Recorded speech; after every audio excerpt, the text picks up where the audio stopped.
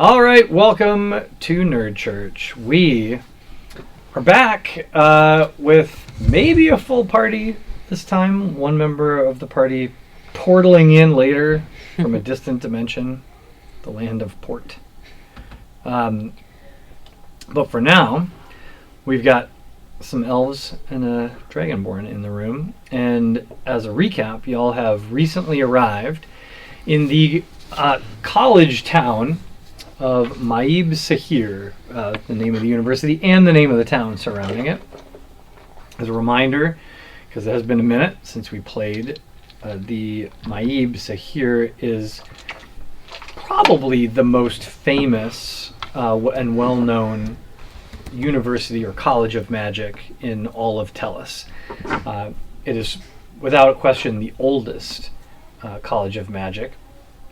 It is not only a college of magic. Other things are studied here, but primarily this is a wizard's school, or a school devoted to the practice of magic and its practical application.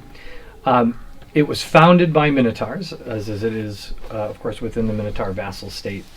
And the student body is made up of predominantly Minotaurs, now elves, since the acquisition of Minotaur society by the Elven Empire, but very diplomatic. Yeah. But this is a cosmopolitan university for certain. There are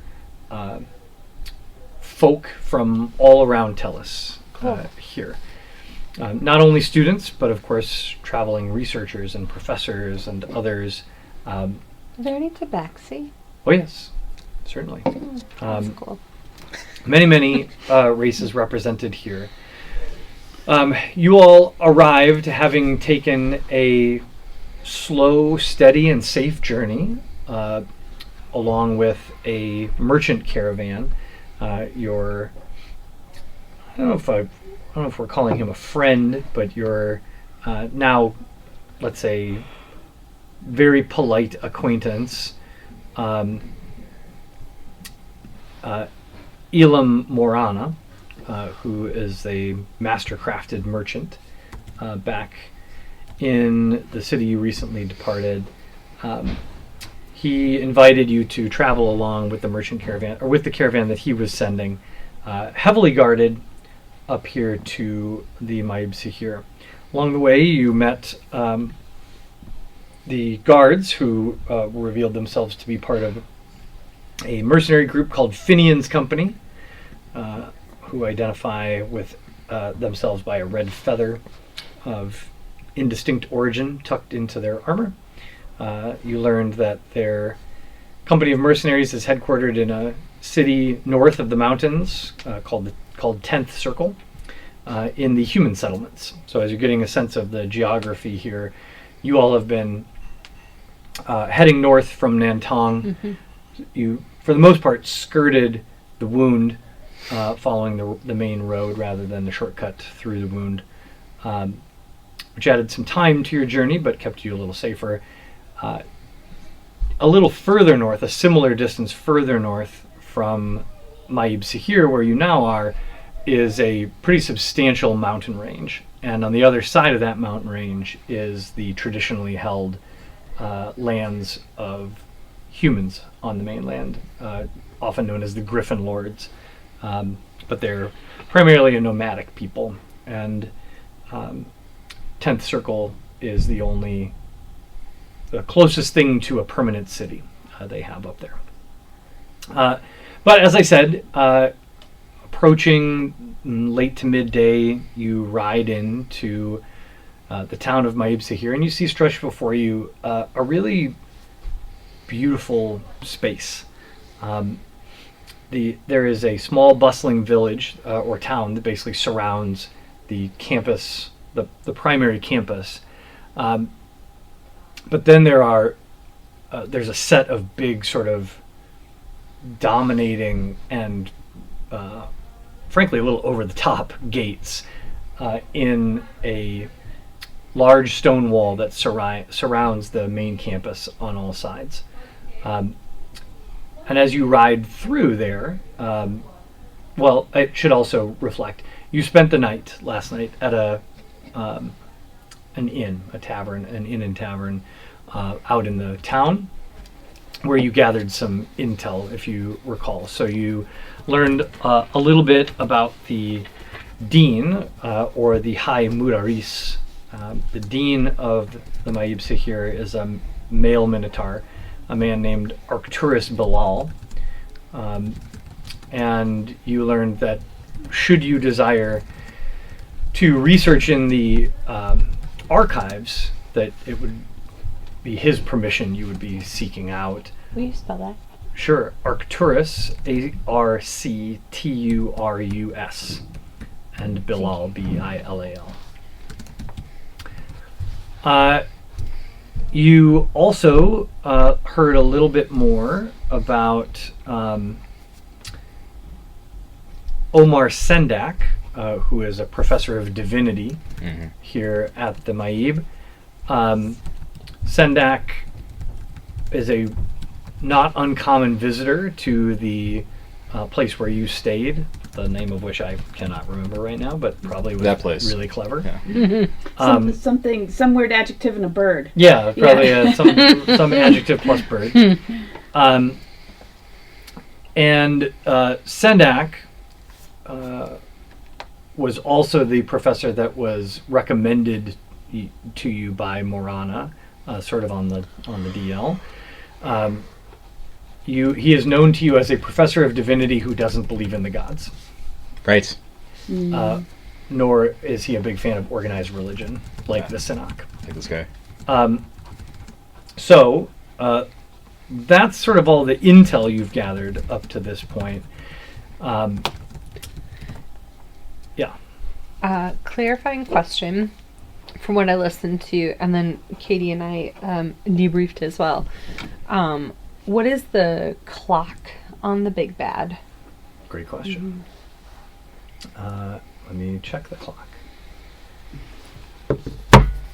It has, as of this morning, 14 full days have passed since you released the evil of Upido onto the world. And we Day don't 14. know what her clock is to, like, domination No. or We know peace. No, you are Jon Snow. Okay. nothing. We are Jon Snow. Yep. You know nothing. We're on season 3 where we're watching it again. I will say, and this is a total aside, but this is one of those times where it makes me wish that we were actually producing like a show, because I've written a bunch of like stuff narratively that is happening so you could insert into in parallel. Ooh. So like I've written whole encounters that she is having right now. We would look so dumb. I was thinking that it would be Seriously. super fun. Like Carolyn and I my could make God. these vignettes, and then We we could even have yeah. the kids as like voice actors for Oh, something. you know they Yeah. love. We would look like such bumbling fools. We would. I think we have to sometimes Like, often. Guys, let's get some iced cream. yeah. Do you have it? If you don't have it down here, we can wait. No, it's down here. Here. It'd be like cutting back and forth with us, like unsuccessfully trying to negotiate or persuade someone, and it'll just and then just distract. Did she massacres thousands? Yeah, and you're like, yeah, but what about for Jump cut. what about for 12 gold pieces instead of 14?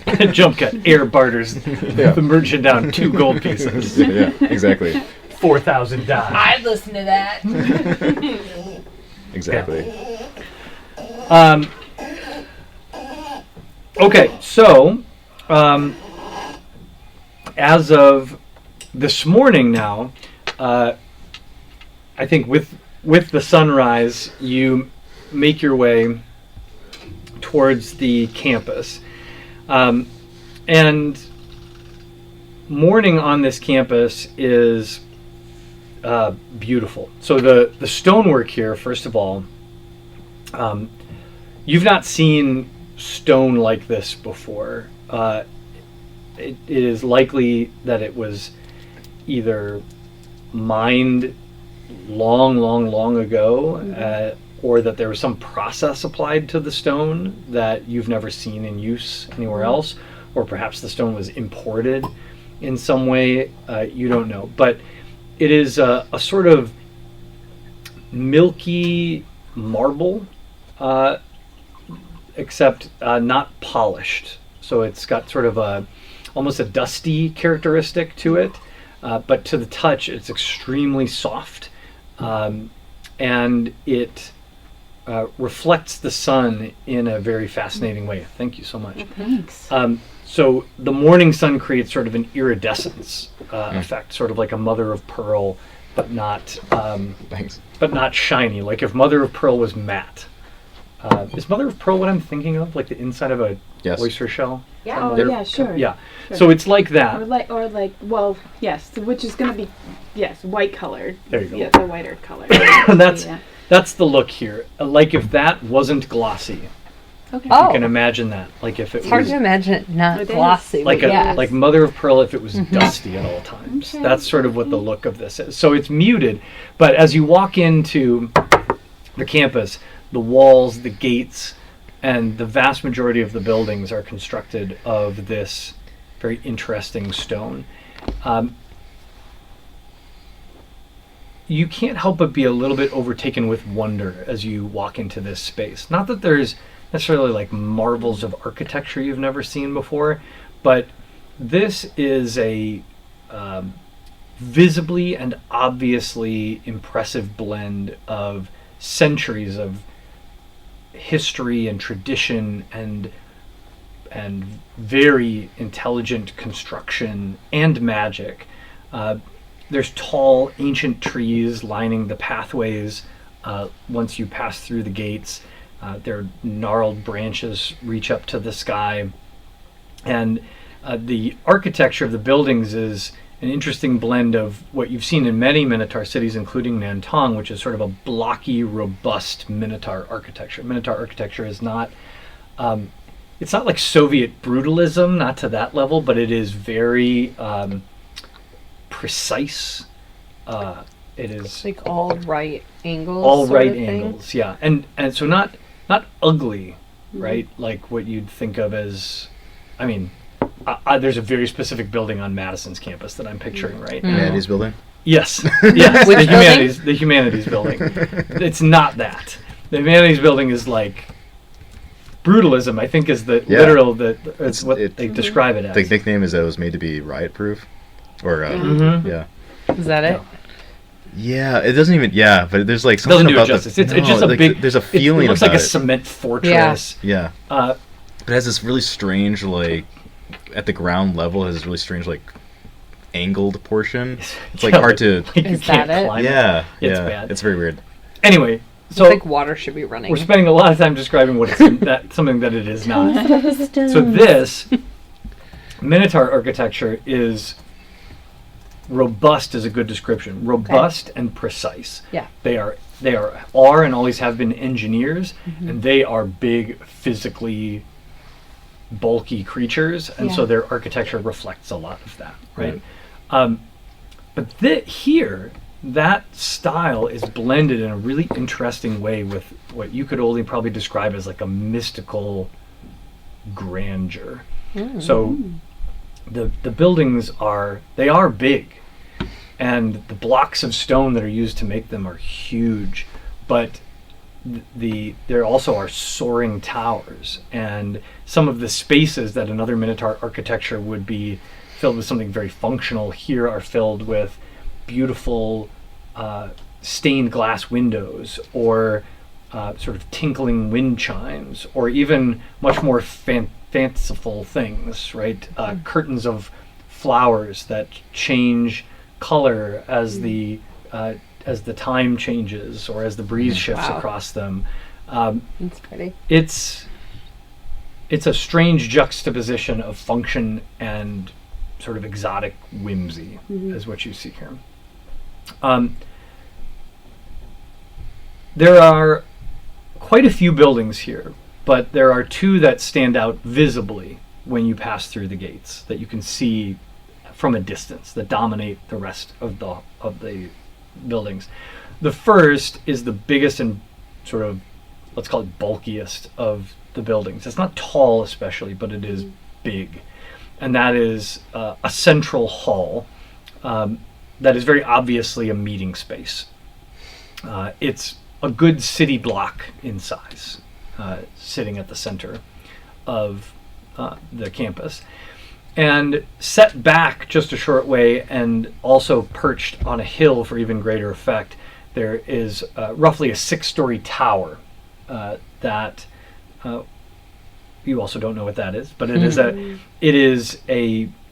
a gentle spiral to it on the outside. So these are big, again, big, bold construction, but there is just a very subtle spiral to these massive stones that are in place, creating this tower.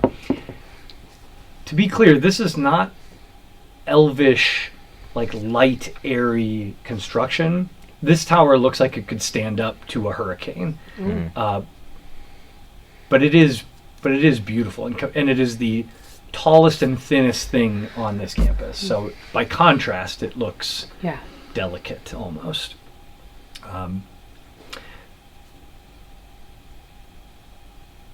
Everything else apart from that, I want you to just picture any college movie set in on an Ivy League campus that you've ever imagined.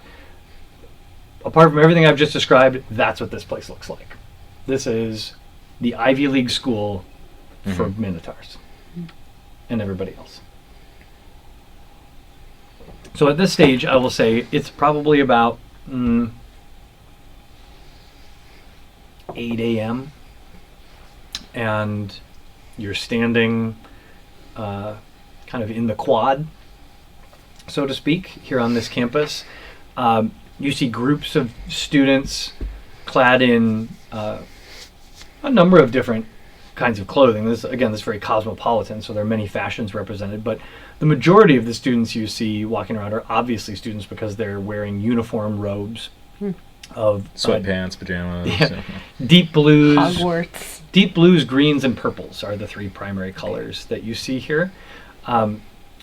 Many of the students are gathered in little clumps, having animated discussions. You see some standing next to a tree, little sparks and things coming out of their hands as they practice different incantations or whatnot. Some are kind of slogging across the quad, heaving piles of books or scrolls towards some lecture hall.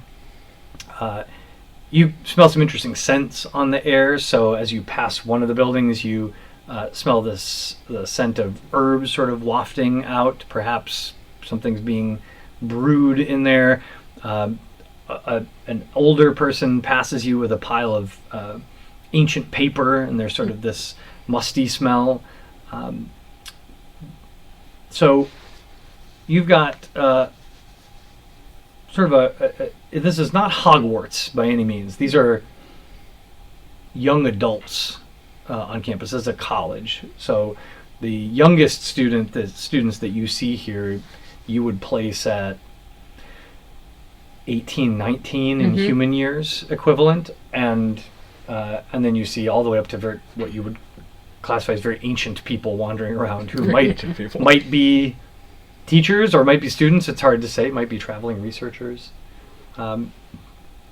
So that is as much scene setting as we're going to get for now. Okay.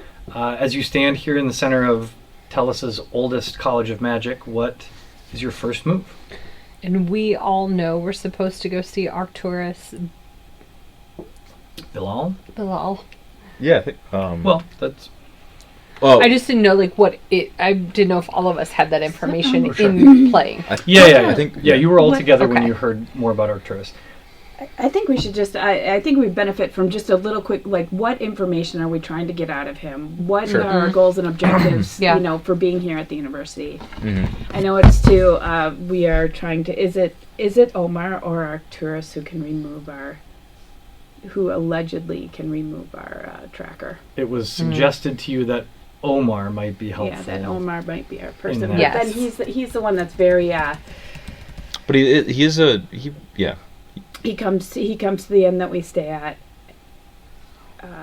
But I was gonna say go to him first because he might be just more receptive to Yeah, I don't know. he I was- don't trust the bureaucracy here of the Yeah, but the head also dean. Right. He is not the friendliest of creatures. He had a bit of a, didn't he sort of have a little bit of like an like an autistic effect to him or something? I mean, like he was. You were definitely warned that he has an attitude.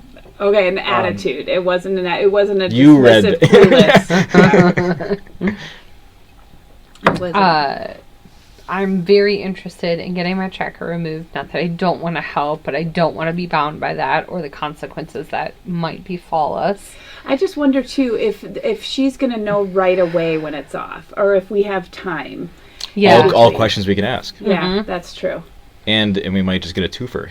Yeah. He might know about. And maybe we get it like removed like right before we leave. And I am also very interested. I just want a backup plan. It's kind of the Yes. removing of the tracker is Yes. kind of a break glass in case of emergency. Exactly. Situation. But I also like I don't even like Mario levels that are timed because I get anxiety, and so the fact that there's like a timer on whatever Yuppie's gonna do, which I can't imagine is good. Right. It's just getting worse and worse, man. Yeah. So I'm like, let's get as much information that could point us in a direction.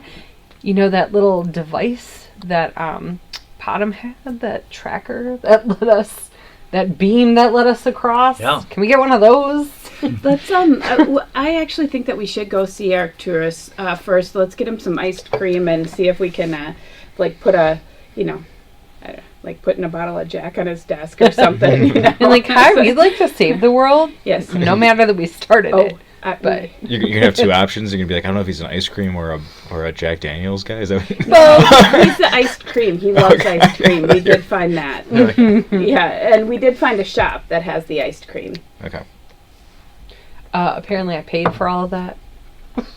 You did. You're very generous. We volunteered you. You were we very we generous. realized that you had a lot of money. I don't buy stuff. Yeah, I never sure. buy like armor, or I don't buy potions. I don't buy any of that. Well, maybe you should. Okay. Armor's not going to do me any good when I'm a bear. I would. It's 8:00 in the morning though, right? So maybe let's just go figure out where his office is and see Okay. if we could get an appointment with him. Actually, maybe maybe we can work our way into an appointment later today. Sure. Then, so is there somebody that we could ask on? There's these milling about students. Could we stop and chat milling about students? Are Yeah. you guys okay with that? Oh yeah. Definitely. Why don't one of you, whoever's taking the lead on this little hunt, or somebody make an investigation check? I'll do that. Freya's really feeling the pressure. She could barely sleep last night. She was really kind of freaking out a little bit. Maybe Actually, that's why I like couldn't sleep in real life. yes, I'm all like you, pedo. It's the rise of you people running through your head. 17. It's pretty good. Yeah. That is pretty good. All right, I think Freya approaches a group of slightly younger looking students, 3 robed students. What do you want, Boomer? One with sort of She's already round, feeling a dark little, glasses and a little like tuft of hair falling over his forehead. One little ginger boy, and a girl with sort of mousy brown hair. They're all huddled around each other, whispering Interesting. about something, telling some sort of. Right. They look very excited about some sort of secret. Right. And as you walk up, they say, "Shh, we can't talk about Hagrid right now." And then you approach, and they look up very excited.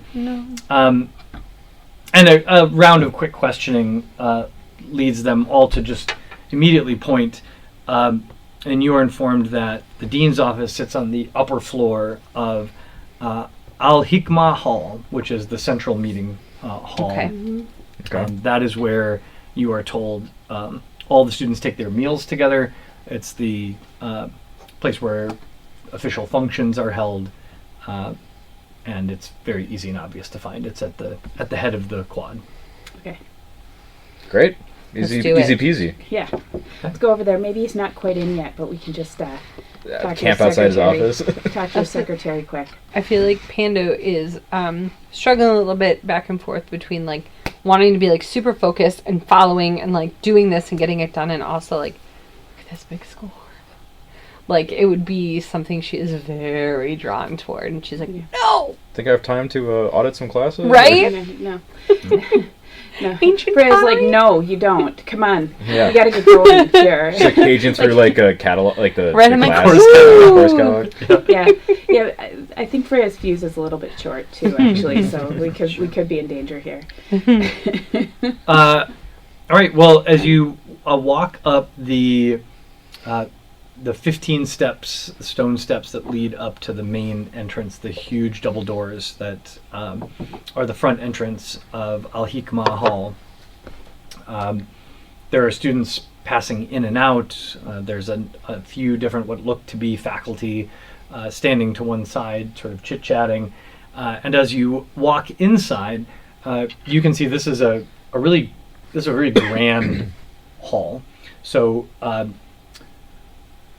what I would like you to picture is the equivalent of an older, like large government building, or even the inside of a monument in DC. Right? Yeah. Big, very high ceilings. Okay. Big Majestic. open space. Yeah. Big marble pillars. Mhm. Right.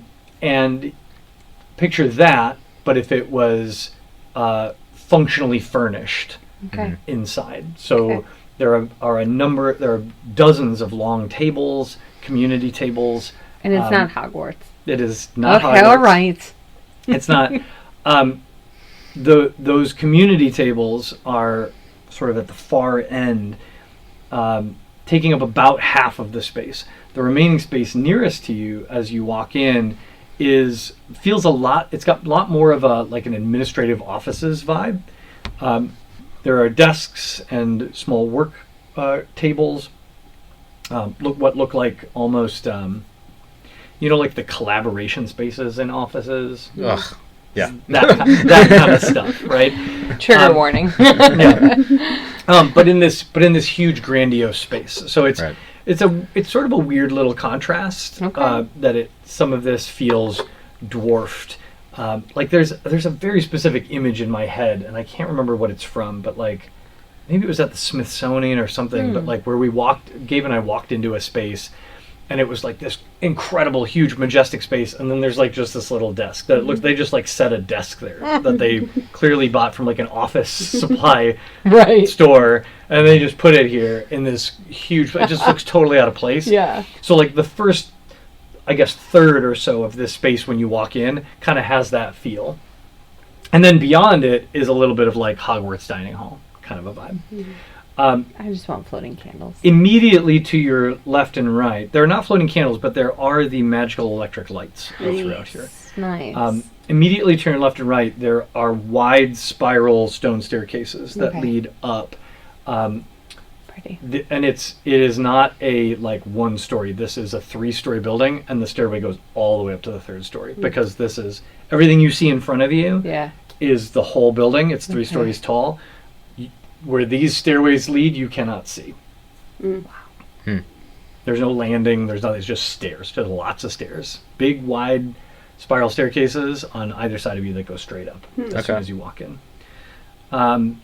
Yeah. So you walk in. Nobody is paying attention to you when you walk in. There's not like a receptionist or anything like that. There's just probably 30 plus people kind of milling about doing various things, going like. And we were told where his office This is like would be, this right? is like if you Upper walked floor, into yeah. the Okay. student union at any major Sure. college. Sure. Nobody, unless you walk up and talk to somebody, nobody's like, "Hello, can I help you?" No.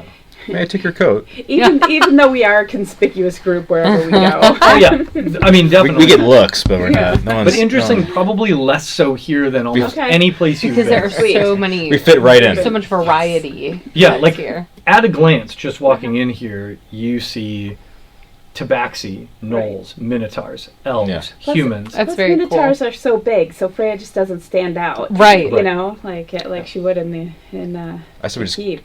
upward and onward. I said Yeah, we, all the we, way we, up. we knew Absolutely. that he's on the Let's upper just- floor. Yeah. Let's just Just take go the on. stairs. Put those like horse blinders on my sides. Just keep going Yeah. until Keep going. Yes. until we're told otherwise. We got a schedule to Right. maintain here. Yeah. We have a world to save. All right, you turn left and you start making your way up. Oh, actually, I want to go right. Okay, you turn right, start making your way up the spiral staircase. And you climb and climb and climb, And you should have taken the left. and it never ends because the magical staircase that never ends. You And picked you're the right trapped there one. forever, and that's the end of the campaign. I'm so sorry. So sorry. 1,000 years. 1,000 years later, you come to the top, and you're dead. No, but you walk a long way, and when you reach the top of the staircase, the first and only landing is what appears to be almost like a half story. It's not like you have to bend down or anything like that, but up here, it's the top. It's about half of the top level of the building. It looks like this was added on to the roof essentially. Okay.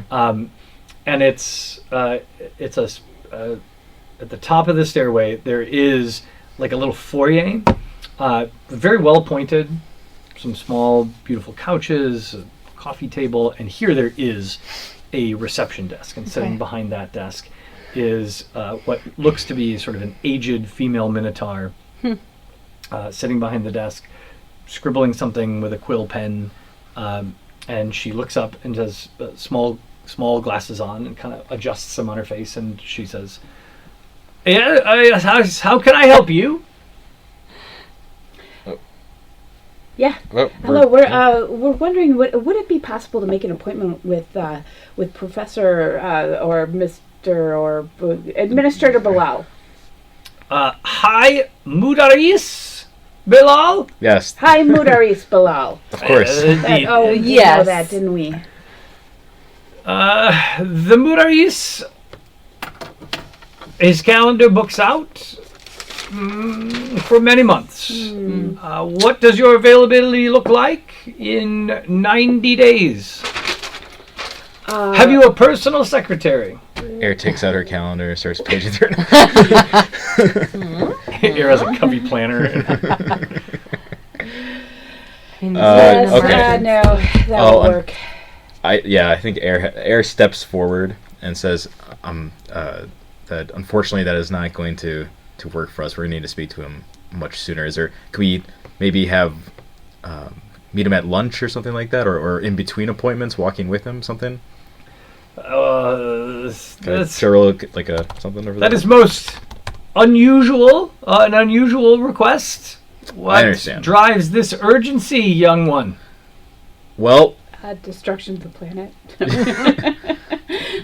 we who I'm trying to remember who the woman was that we spoke to. Oh, Lupita? Morana? Morana. No. Morana is the merchant. I'm trying to invoke a higher power here. That we spoke no, to. What's her face? The Minotaur, You're Oh, thinking the of like Yes. priestess. Yes. You're thinking of Administrator Omari. Omari, yes. Omari.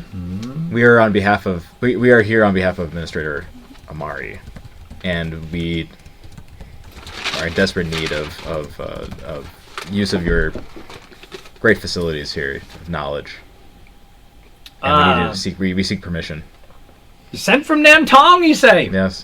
The Sinnock. Yep. And I assume you have the requisite paperwork and requests? There It was, was in an fact, More it was- than informal. There's an urgency to our request. It's such an emergency that there was no time to assemble such paperwork. But I Yes. assure you, Emergency. Quite urgent. The High Mudaris is called to action. Yes. Back into the fray. Indeed. sure, yes. desperate times. He wants us to say yes too badly. Make One single tear goes down Candace's make a persuasion check. That's all I asked. All of us? No, I got just it. Air. Okay. 17. Woo. Lovely. Well, it sounds dire.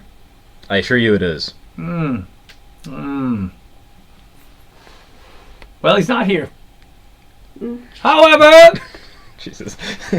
he does usually wander in around 10.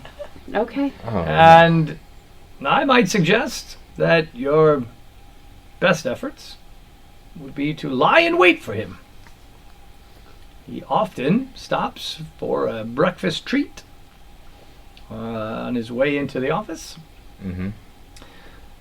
If you catch him while he's eating, he probably can't object too hard because his mouth will be full of iced cream. Yes, I Wow. was just gonna say maybe we go down to maybe we stalk him at the ice cream stand. Yeah, would you suggest we wait for him here, or are you saying we should intercept him? No, don't ask. Let's just do it. Yeah, but is it the right one though? I don't. Yeah, that's true. What if he takes a different route?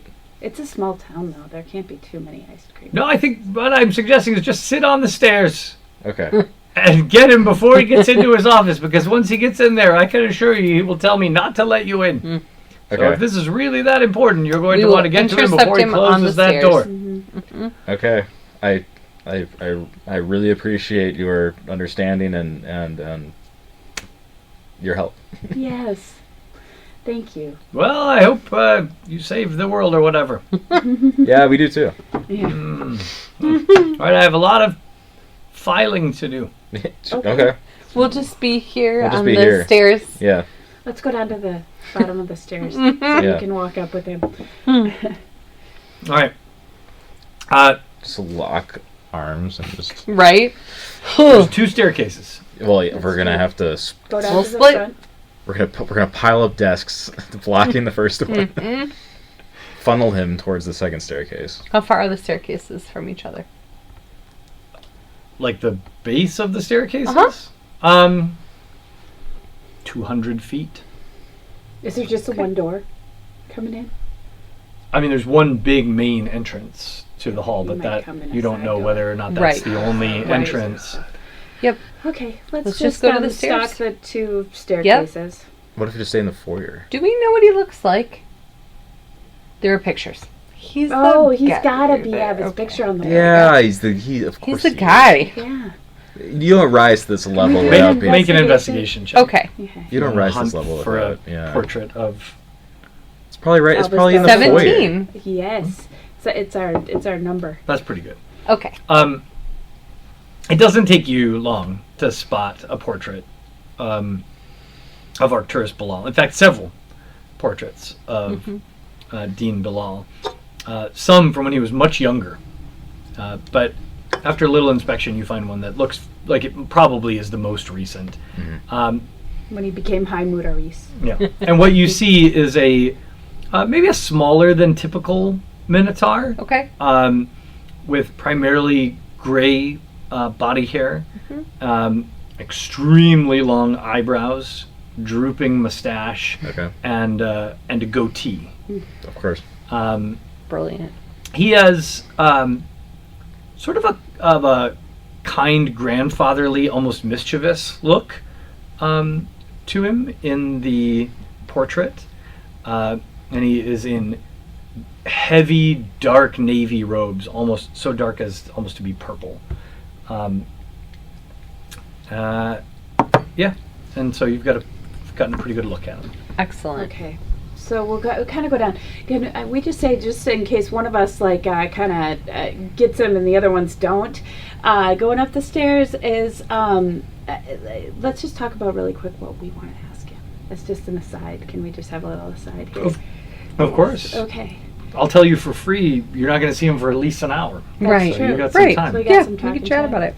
So are we telling him the whole story? Yes. I want information. I want out Yeah. of this damn town. Yeah, exactly. Just to see what he knows, or if Well, we don't have to tell him the whole thing. All we have to tell him is that.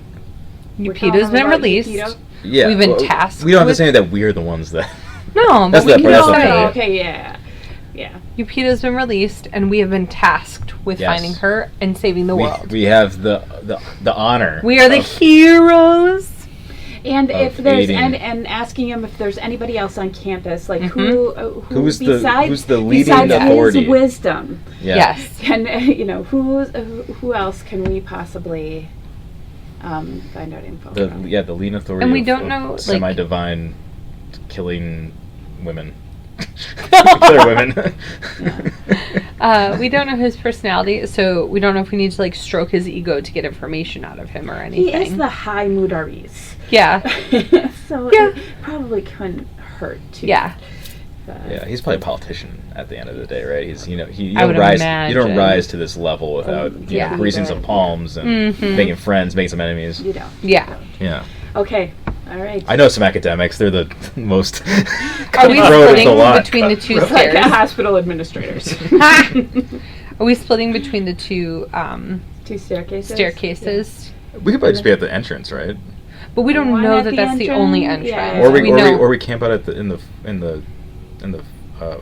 foyer, right? You know what? Can we just do an investigation check, kind of in the back? Just look for other obvious doors, and maybe even a back staircase. That we don't want to miss them on a back staircase. Sure. Okay. Roll an investigation check. I can't imagine this is the test. But It was on But it could 14, and it went to 6. Dang it. Sat there right on 14. I mean, you don't see any obvious other course we entrances or don't. stairwells from here. If you want to devote more time to it, you can certainly wander around the hall. We do have don't like an think- hour. We don't have to go far. We You can can like case the joint. You can Right. get it I think through we all should of it. case the joint a little more. Guys want to do a casing? Is Potham mean- with us? Yeah. Yeah. Potham, go do that thing where you look Oh, for yeah. stuff. Potham should definitely go and. This is Potham's thing. Cave scared me. Oh, hi. You feeling any better? You don't know if you're feeling any better? Oh, I'm sorry. Mm, that stinks. Bummer. Yeah, could we have Potham just wander around? yeah, do his thing where he looks at a few walls and is like, I know exactly Right. where all the. Yeah, Stairs sure. I'll are- just go wander around, I guess. No, just Potham, find the stairs. You know Potham.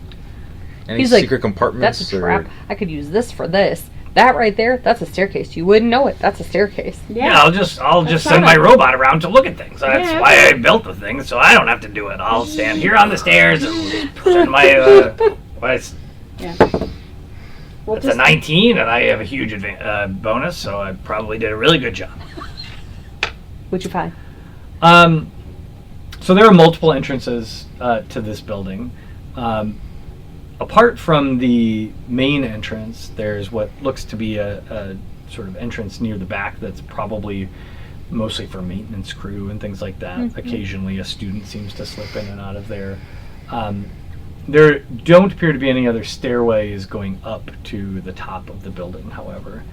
Upon careful investigation, it looks like if somebody wanted to climb vine trellises, they could maybe get up I just to don't see the the top Heimler's doing floor that. from the No. outside. Not with this ice cream. But Seems like he would want to make a grand entrance, the Heimler's. unless there's some kind of magical way to get to that office that is not stairs, you don't see it. Okay. I'm not terribly concerned. I don't think. No. I just want to make I sure. think we've done our due I don't. diligence. I mean, if you're really, if This you're was the concerned, then one just. trap I built Yeah, I was- tonight's adventure. I wasn't. Can I wasn't you- thinking check for traps. I just Can didn't the want to miss the guy. Heimuteries Oh, well, if past that's the you? concern, then why don't we just camp Was it outside really? his office? Because we know he's going to No, be because there. we want to walk up the stairs with him. We don't Yeah. want him to be. Well, we able can just to accost him. I mean, we're going to say like 2 sentences, aren't we? Yeah. Yeah. I think we should spend a little If you're time not with him on feeling the very stairs. good, We'll just. rest The upstairs. stairs are good. We'll just. Okay. I don't know. Like hang out by the stairs. Yeah. Two and two. People watch. Okay. Yeah. All right.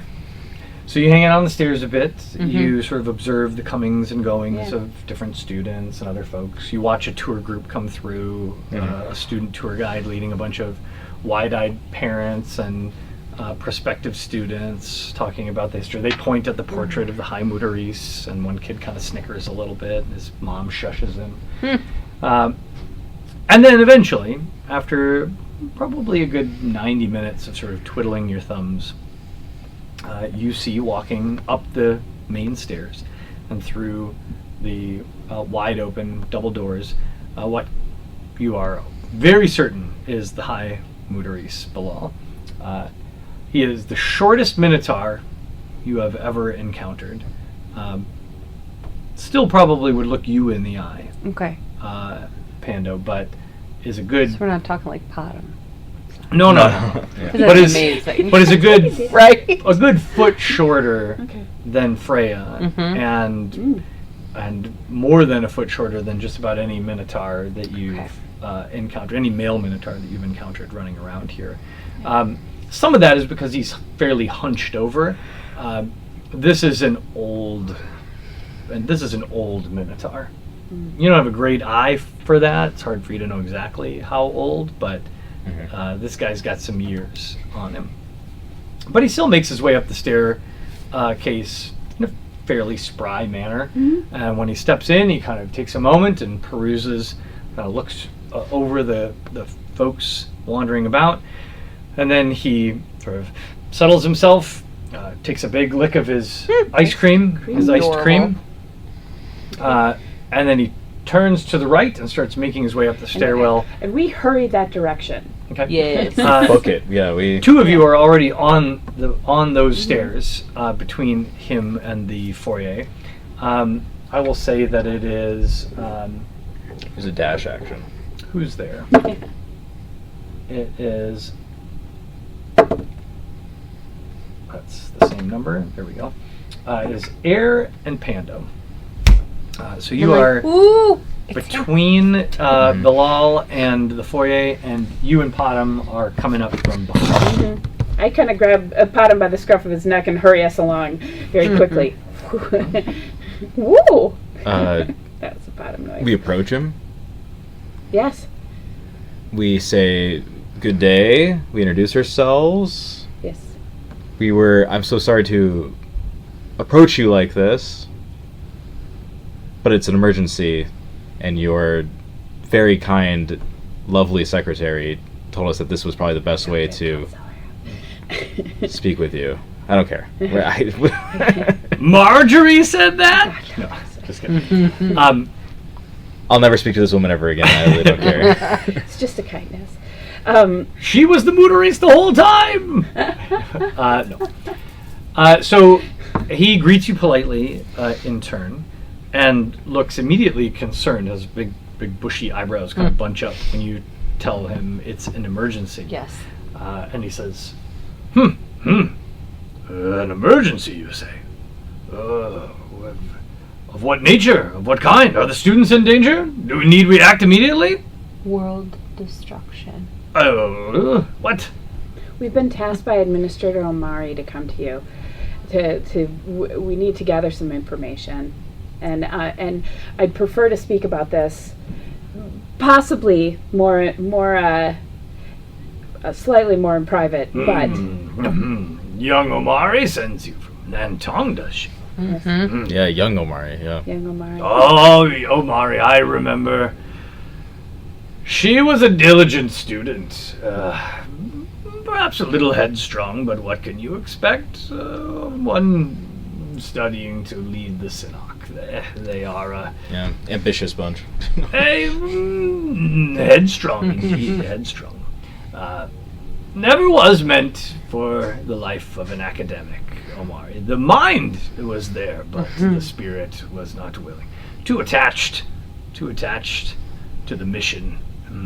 But you were speaking of an emergency, an emergent danger to the world, you say? World. The world. Oh my, that's bigger. Sometimes it is easy to forget that the world extends beyond the walls of the Maib. It's academic sometimes. Indeed. Perhaps the stairwell is not the appropriate place to discuss. Make a persuasion check. Who? All of us? Whoever wants to. Oh, there. Whoever wishes to. I have a make +3. Plus I had a eight. +4, but You're I so only got persuasive. every time. I don't- I know I have a +4 also. I don't feel persuasive. I only got an persuasive. 11 though, even with 27. Oh, yeah, but we can. Well, if you rolled first, though, we can take yours. 27 is quite persuasive. Does anybody need any more? I have a tiny bit. I shall. I'm good, thank you. I had another one. We I was just working picked with. up our subscription, so Oh, expect more of these. Thank you. Is that a little slushy? So I think he sort of gives you a sharp look, Air, as if he's sort of like reading your face. I try my best to give a pleasant, but Like a pleasant Chandler expression. smile? Yeah. Like And he, charismatic smile, my best possible. whatever he reads there, he appears satisfied that that you are in earnest, that there is an urgency here. Mhm. And so he marches up the stairwell, and when you're about halfway up, he says, the wards are in place at this level. We can speak. It's going to take me another 5 minutes to finish climbing these stairs, so you may as well start talking. What All right. What is the nature of this emergency? And why have you come to Well- me? Well, are you familiar with Upito? Upito. Yes, although I'm not a... History is not my primary area of study. Any Minotaur of my age remembers the dark time of Upito's rise and fall. Upito is on the rise. She's been released. Hmm. We've been tasked by Administrator Amari to Oh, try sorry. to find her. No, I was just going to say that she wasn't even held for a single generation. Like, this guy just remembers. You don't know I how was old? hearing about it. I thought You don't know how old this guy Yeah, is. you have no idea. He could be You're like, that's so hundreds of years. disappointing. Well, maybe Like some 12 would have years mucked ago. about. No, you know it was about. You know that it was Yeah. about 100 years Right. Mhm. when she was Yeah. in captivity. So his sort of giant caterpillar eyebrows rise again in sort of startlement, and he says, well, that seems extremely unlikely. We saw her. Oh, it's likely. We battled her. We saw her in her weak form, and she disappeared. We almost had her, but she disappeared. And now what we can only assume is she's gathering strength as we Mhm. speak. For 14 days. 14 days, you say? Mm-hmm. So it's imminent that we This is indeed get out there. indeed deeply concerning. Marjorie. We made it up there. Yes, Marjorie. He just finished his iced cream as well as he reaches Does he have the an top. ice cream mustache? Yeah, definitely. Yes. And you now have been walking close enough to him to tell that the coffee is, or that the primary flavor of the ice cream is coffee. Okay. You can smell it very strongly. It's good to And know. so he licking off the remains as Breakfast he of champions. reaches the top. Breakfast. Yeah. And he says, Marjorie, clear my morning schedule. And you're fired An important for telling these people. an important discussion. Also, send a lad to Specs and tell him, or tell her rather. I'll be likely sending some folks her way. Specs. Specs. And then he marches in to his office. His office is surprisingly humble. Is very cozy. It's got a very like grandpa's study vibe. That's sweet. There's like a roller desk and just some small sort of comfy furniture. There's enough space for everyone to have a seat, but it's obvious that if any more of you had been here, there wouldn't be room. And the Steel Defender has to stay out in the foyer because there's no space, or it would be very overcrowded. Yeah. As he walks in, as soon as he walks through the door, a small fire bursts into place in Cool. the little fireplace. Several lamps light, and a very gentle music starts to play. And he has a seat behind a sort of large oaken desk, and he says, this is troubling indeed. I assume that if you truly faced Upito and lived, that her long incarceration left her weakened and deprived of her sustenance. To be clear, I was not being misleading when I said I'm no expert. I remember the incident, I remember the deaths, I remember the brave warriors of the Sinnock battling against this foul creature, and I remember being informed that all was well. However, if you're here seeking knowledge, and I can only imagine that's why Omari would send you here to the Maib, you will need to spend some time in the archives. And there is only one person well equipped to help you, and that's Specs. Speculative Admission is her name. Mm-hmm. Okay. Uh, Must be a family name. you recognize this as what is known as a gift name. Oh. So, when Minotaur Society, when the Oshira take in outsiders, and when they take them in as wards or accept them into their protection, they're often given new names by the Is that Oshira. what they did to Upita? That's what they did to Upito's daughter. Upita's daughter. Okay. They gave her the gift name of Faithful Paraphrase. Okay. Speculative Admission, Bilal goes on to tell you, is the chief archivist of the Burj Al Marifa, which is the library tower. And she has lived here at the Maib for most of her adult life, and has spent the vast majority of that in the library tower itself, eventually rising to the leadership position of chief archivist. She is extraordinarily intelligent, extremely well organized, highly qualified for her position, and, though I love her, deeply weird.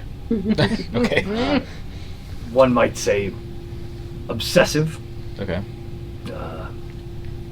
As you would want Archivist. a bit. Indeed. Well, as I said, well aligned to the responsibilities of the role. And you should be warned that if you rub her the wrong way, you will get less than help. Well, maybe we'll have Pando talk to her.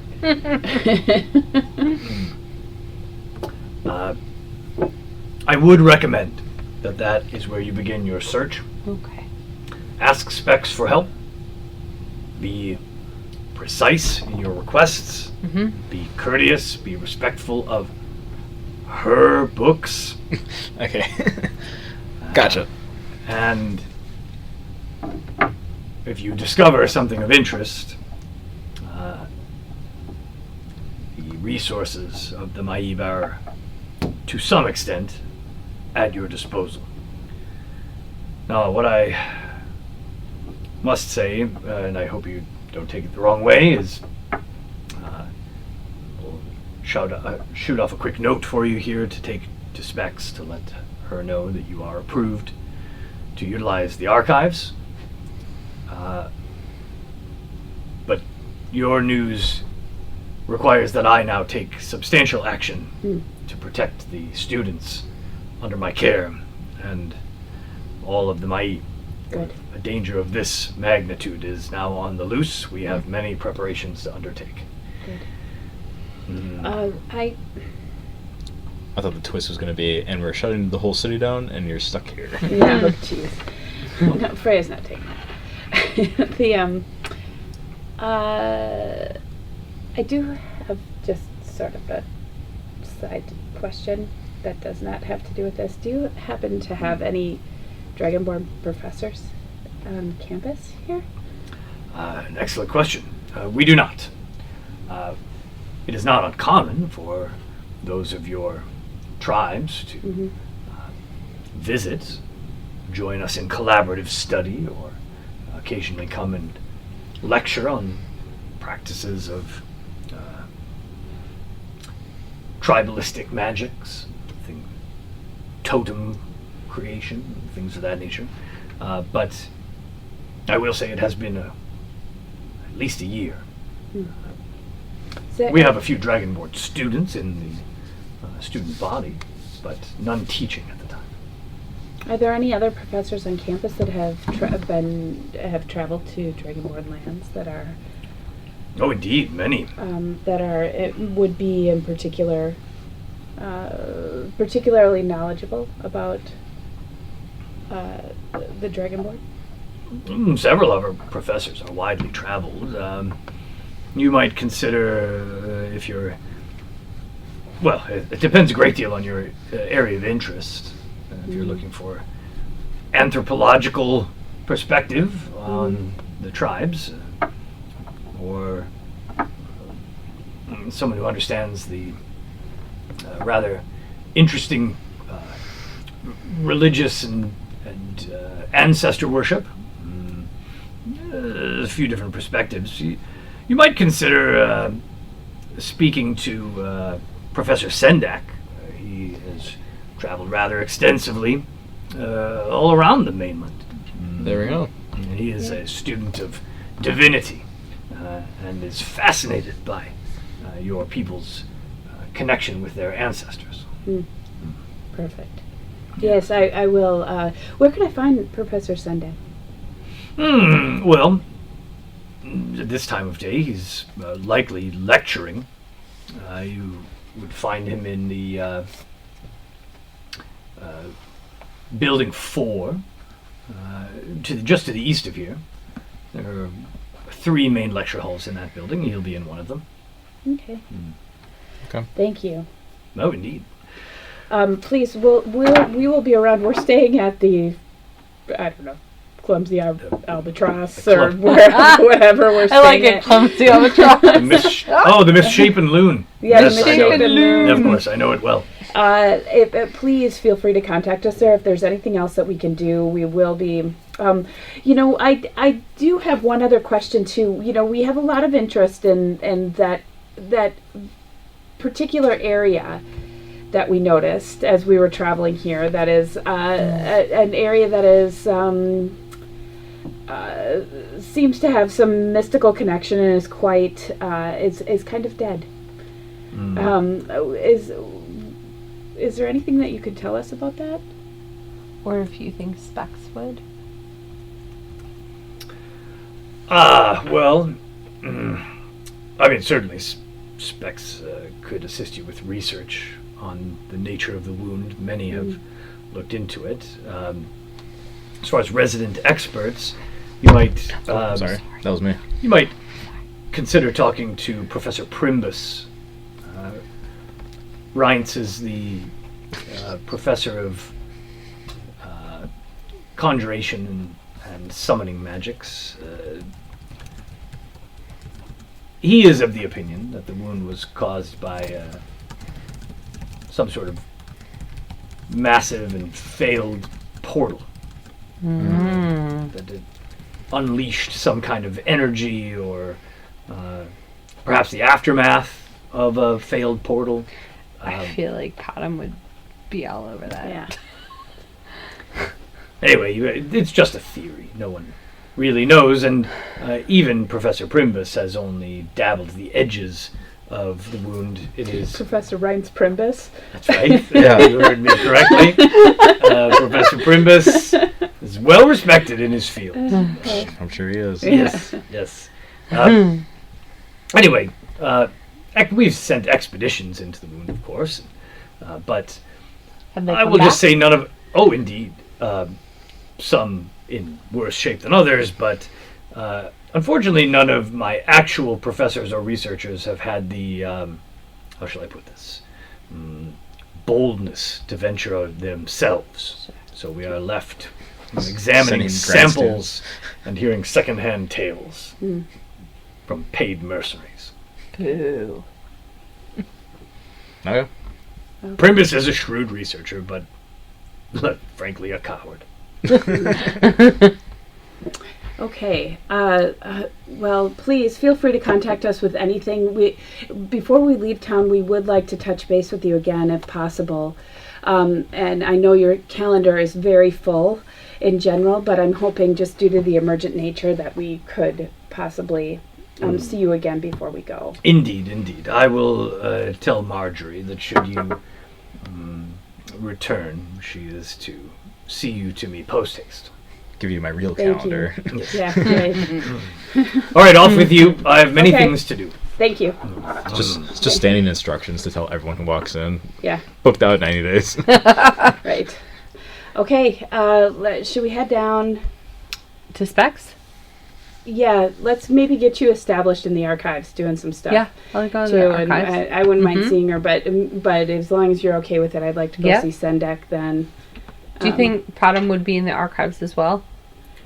Potom would love the I think archives. you guys are going to make all the decisions about what Potom does until think Potom Potom- is playing Potom. I think Potom would be in the archives. Yeah. Yeah. I think Potom would be in the archives. I think Does so. he still have that Definitely. damn book?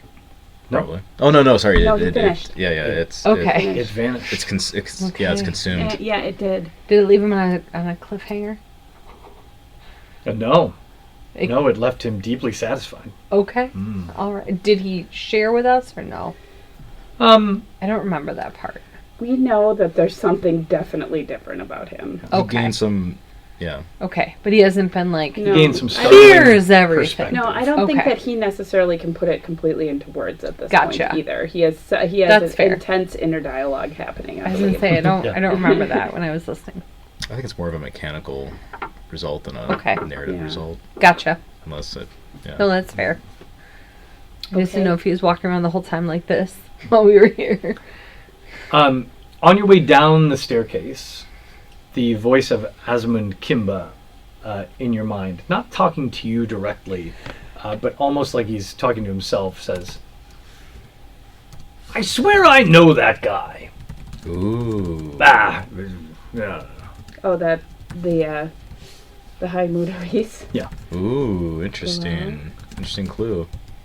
Yeah. All right. So, where are you headed? Are you splitting up or are you staying together? I think that we should all go down together and just kind of so we can introduce ourselves to specs, And then we can you know, if divide in case I need to get work. in or something like that later Mm-hmm. for some reason. Okay. Okay. So we scurry down. All right. You make your way to the library tower. Mm-hmm.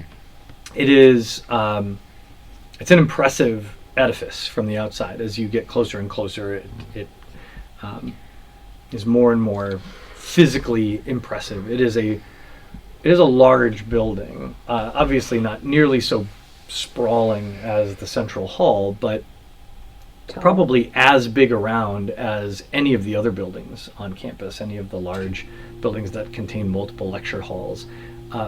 But as I said, it's about 6 stories tall, your best estimate from the outside.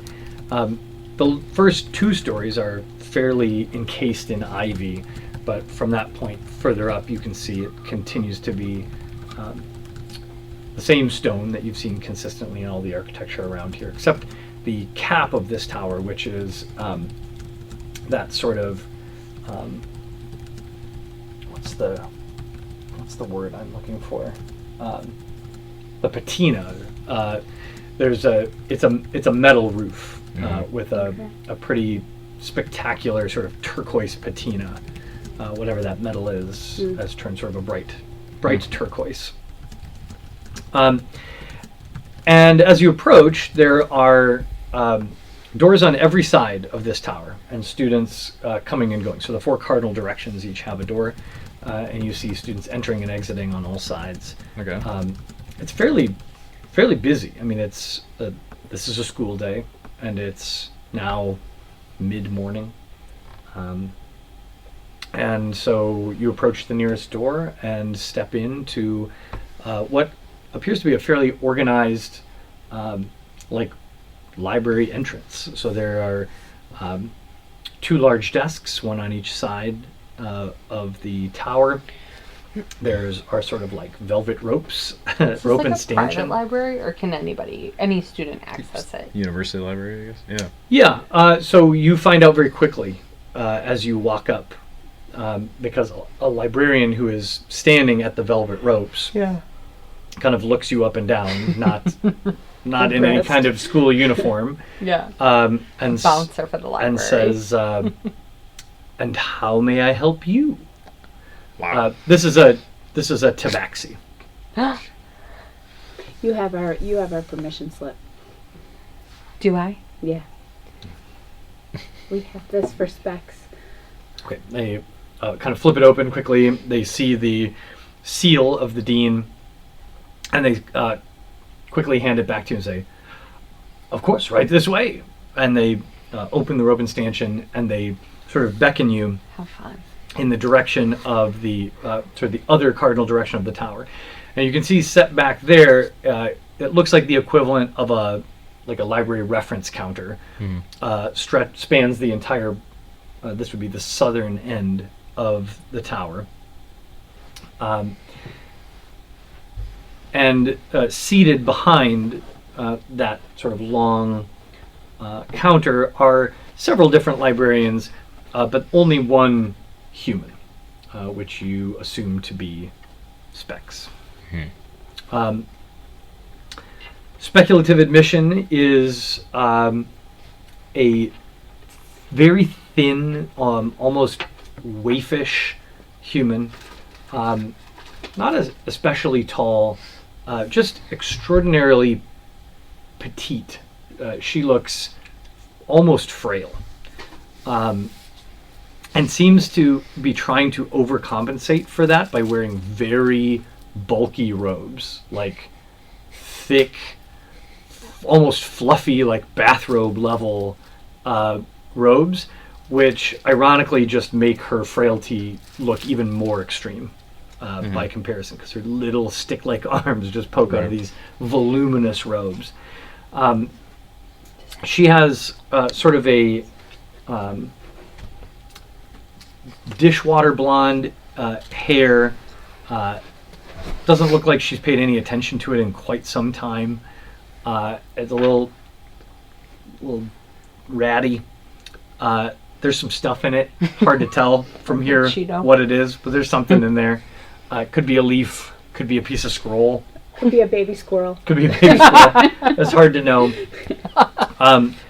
She is wearing small wire-rimmed glasses that she has forgotten up in her hair like this, and is clearly looking around for them, like is looking under scrolls and behind books. Well, I like and her things already. Like that. And she just looks a little frenetic.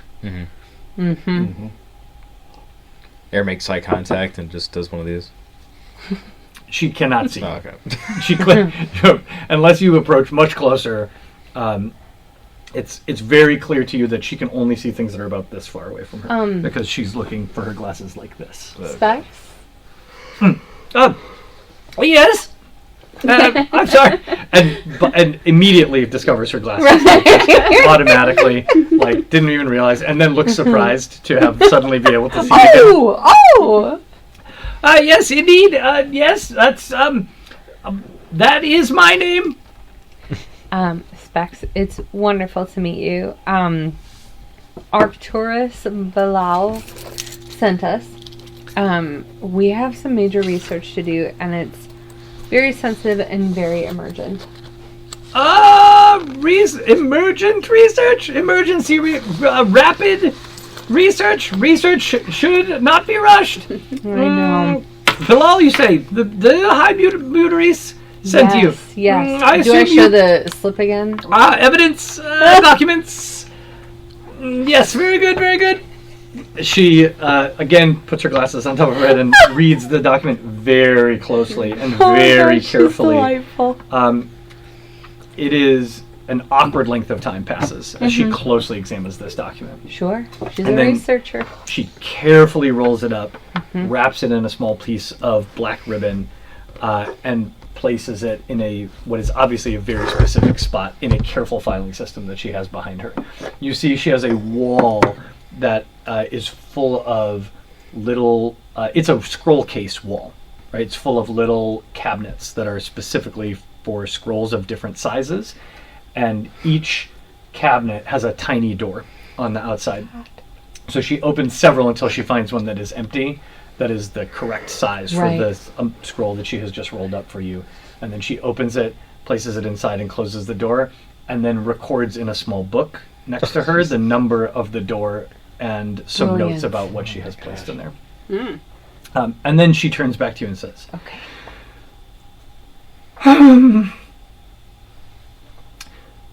Please tell me more about this rushed research project. We need to I have to be honest, I'm not pleased about the idea, We understand. but I'm willing to help. Pleased about having to be on this journey. We need to know everything there is to know about Yupito. Is that okay? You're familiar. When you say Yupito, Yeah. you see I'll call it a mild transformation Okay. on this woman's face. Okay. She goes from frenetic and like frustrated, Yeah. right? Like slightly annoyed bureaucrat Mhm. that you're like in her business Administration. with a surprise request to like geek at a con who just had someone ask them a question about their favorite thing. Oh, so that's what she transformed over to. Yeah, like suddenly Nice. her face looks like me when my wife asks me a question about Dune. Right. Like when she's reading the books right now, Yeah. and we're in bed, and she's By the like, way, do you guys have "Hey, them? tell me about what's the deal with this?" And I go, "Oh well." Do you have them all? Yeah. May I borrow them from you? Oh yeah. Thank you. Yeah. Well, you can borrow the ones Carolyn hasn't read yet, but yeah. Yes. I mean, I have 2 more to finish, but sorry, Yes. real life. Of course. Okay. Anyway, so her frenetic look changes slightly to Okay. frenetic enthusiasm, Yeah. and she's like, you pedo. Yeah. Oh, You want to hear everything? yes, Oh my gosh. I very much do. Air just rolls her eyes. And then we're going to the archives. We're going to the archives. This is what we wanted. So I'm glad that you are so excited to help us. Here's the thing. Yupito is back, has been gathering her strength for about 2 weeks. Are weeks, I think, 14 days. Weeks are a thing, yeah. 14 rotations of the 10 suns. One fortnight. One fortnight. We start with 8 days just to make it annoying. Yeah. 8.5. Yeah. 8.5. And we have been tasked with finding her, defeating her, and saving the world. So And now you're a part of it. now her face transforms again Uh-huh. from enthusiasm to visceral terror. Yeah. Don't crush her too fast. This is a joke. You're having fun with specs, and it's not nice. Who put you up to this? I assure you, speculative admission, we are not joking. It is not a joke. Uh-oh. I got lucky. Now she looks real well. She rolled an insight check and got a 24, and she can tell that you are not joking. And now she looks really scared. Yeah. And now her voice wavers as she Yeah. says, "That can't be true. Yupito killed thousands, tens of thousands." And we want to prevent that from happening again. That's why our request is so urgent. Yeah. Because we know she's gathering strength. She takes another deep breath, turns and reaches down below the countertop, and pulls out Closed. a wooden board that looks like it has not seen the light of day in a very long time. And she leans forward and hangs it on 2 hooks in front of the reference desk that says, "Away, back in something minutes, 15 minutes or something like that." And she says, "We'll have to move quickly. Keys! I need my keys!" And then she dashes off through a door into an office. You hear banging and what sounds like things falling off desks and drawers slamming. And then you hear a jingling, and she comes back out and says, "This way, please!" And bolts towards a what you had at first had thought was maybe decorative. So in the center of the tower. So first of all, I should describe the inside of the tower just a little bit more. Mm-hmm. So you're on the first floor of the tower, and I've described it as basically like the entryway of most libraries, right? There's a checkout desk, a check-in desk. There's this processing point to make sure you're supposed to be there. There's this reference desk. And there are some shelves, but it's mostly like reading tables and things like that. But the inside of the tower is hollow all the way up. So it's not like you look up and there's a ceiling. When you look up from the center, you can see all the way to the top of the tower, 6 stories up, of winding, spiraling stairs and landings and stairs and landings and stairs and landings. And the entire inside of this tower is just encrusted with bookshelves. It's not the stacks, it's the stack. It's the stack. Yeah. That's right. And then the second thing you notice is that in the center, it's hard to see from here, but there is a large circular pillar floating in the center of this tower. So imagine, like you can see all the way up, but in the center of the tower, there is what from the bottom looks like a big stone pillar just hovering above you. Mm-hmm. Like the full width of the tower? No, because again, you can see the inside of the tower. So the pillar itself, so the tower is the size of a good size, from the diameter of the tower is probably 500 feet. Mm-hmm. Right? It's a good size building. Yeah. And in the center, probably 30 feet wide, Okay. there is a cylinder, like a stone cylinder, that is just hovering in the center of the tower that goes all the way up. Oh, the full length. The full height of the tower, Okay. except this floor. Mm-hmm. So it's not like there's a pillar right where you are and it goes all the way up. But 1 story up, the bottom of that pillar is just hovering there. And then it continues all the way to the top. Mm-hmm. That pillar is also covered in bookcases, Okay. just floating in midair. Does it attach at the top? Does it Dang. spin? Nope. Ooh, like a big giant. Below that pillar, on this floor, there is what looks like a wrought iron fence, like a very decorative fence, about waist height. That is the exact circumference of the pillar above it. It almost looks like if the pillar descended, it would settle into this fence. Okay. And what you imagined when you walked in, that this was just like a little decorative thing for looks,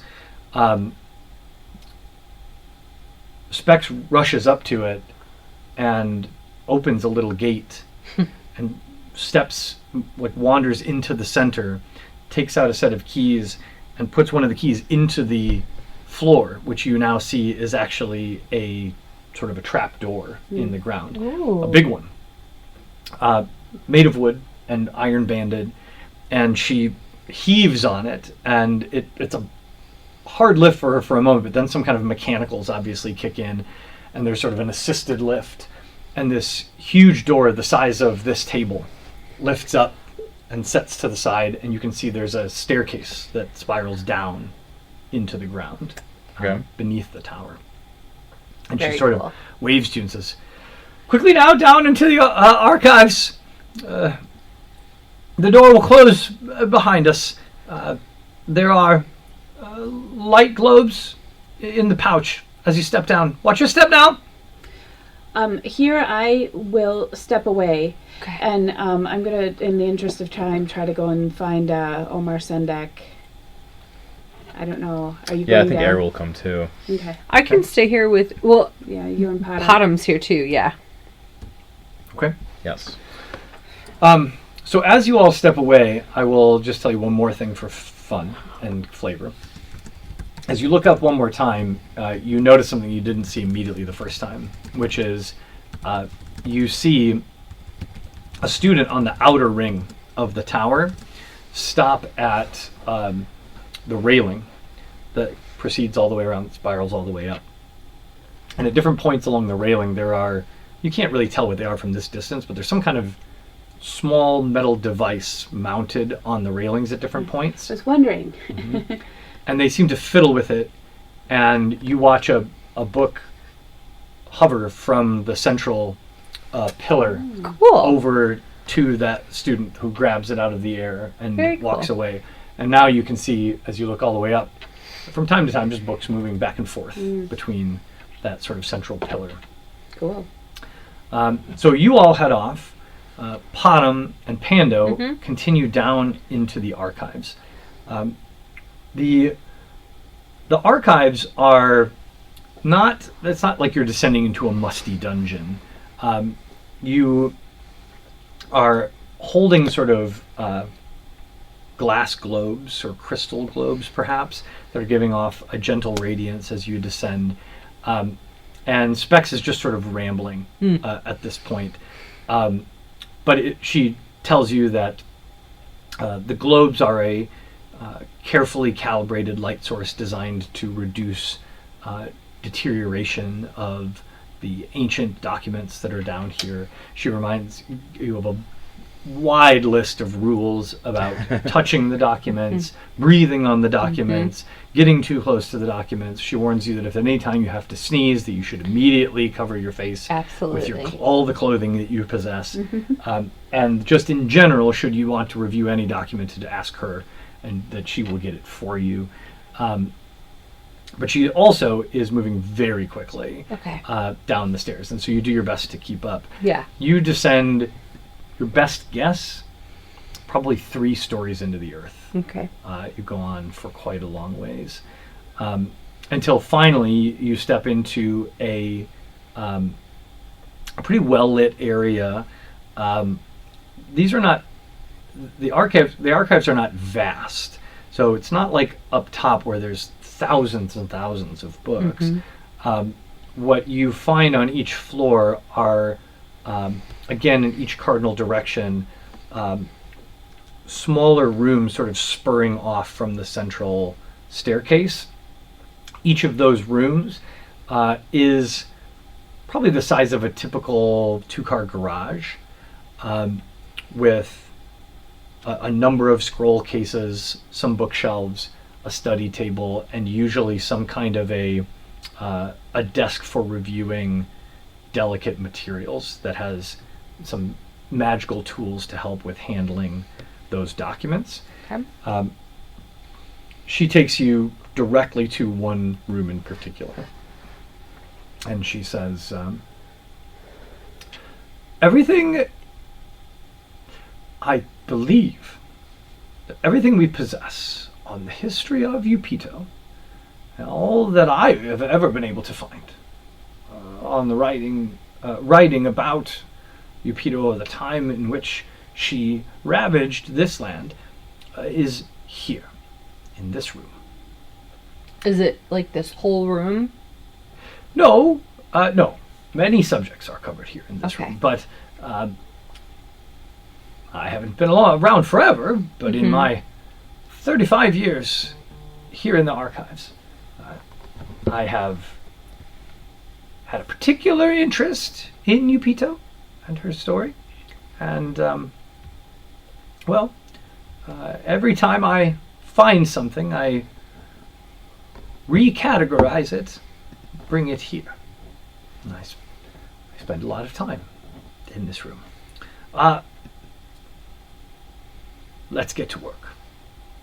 Now, you and Potom, with the help of speculative admission, are going to roll some investigation checks. Okay. And depending on the success of those checks, I will provide some information for you. So I am going to have... You can decide how you want to do this. Okay.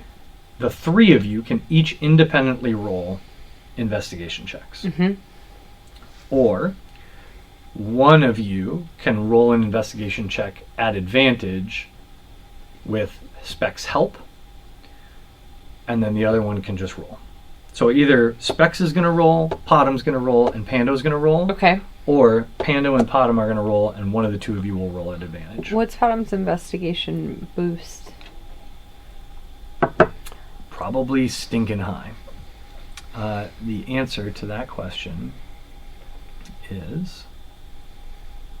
Hang on.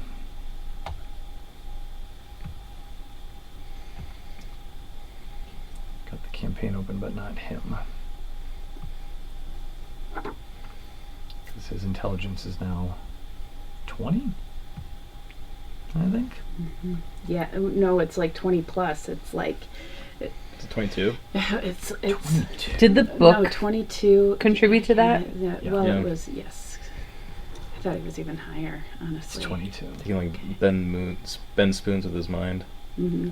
I mean, pretty close. So can he do his since he has it so high? I only have a +2. I wouldn't mind doing mine at advantage. Yeah. Or have him roll at advantage for the most info that we could get. Are you going to Oh, do that that's though? I true. mean, like Oh, if he that's gets a true. 24 and I get No, a 19. you're right. You're right. No, that's true. You're wily. He is doing it. He's No, wily. he's doing it. Let's not worry about the mechanics. Yeah. Let's Oh, I decide worry about mechanics. when the three of you get down there. Who's helping I who? Is think it that- everybody splitting off and starting to dig through stuff? I Or is somebody grabbing Specs and being like, can you help me find some stuff? Let's work together. I think pulling Specs in is Yeah, you probably gotta help. a good Yeah, you idea. gotta get help. from yeah, Spec. otherwise we're just gonna be there reading for days. Yeah, I wouldn't know what to do. Yeah. Okay, so it's Podham on his own and you and Specs teaming up?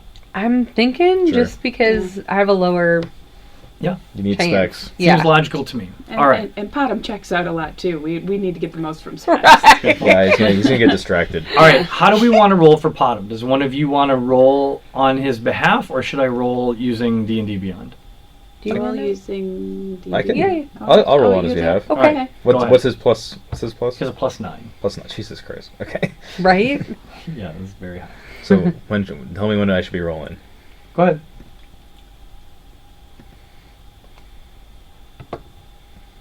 23. Ooh, good. 23 is good. All right, roll yours at advantage. And that's investigation, right? Investigation.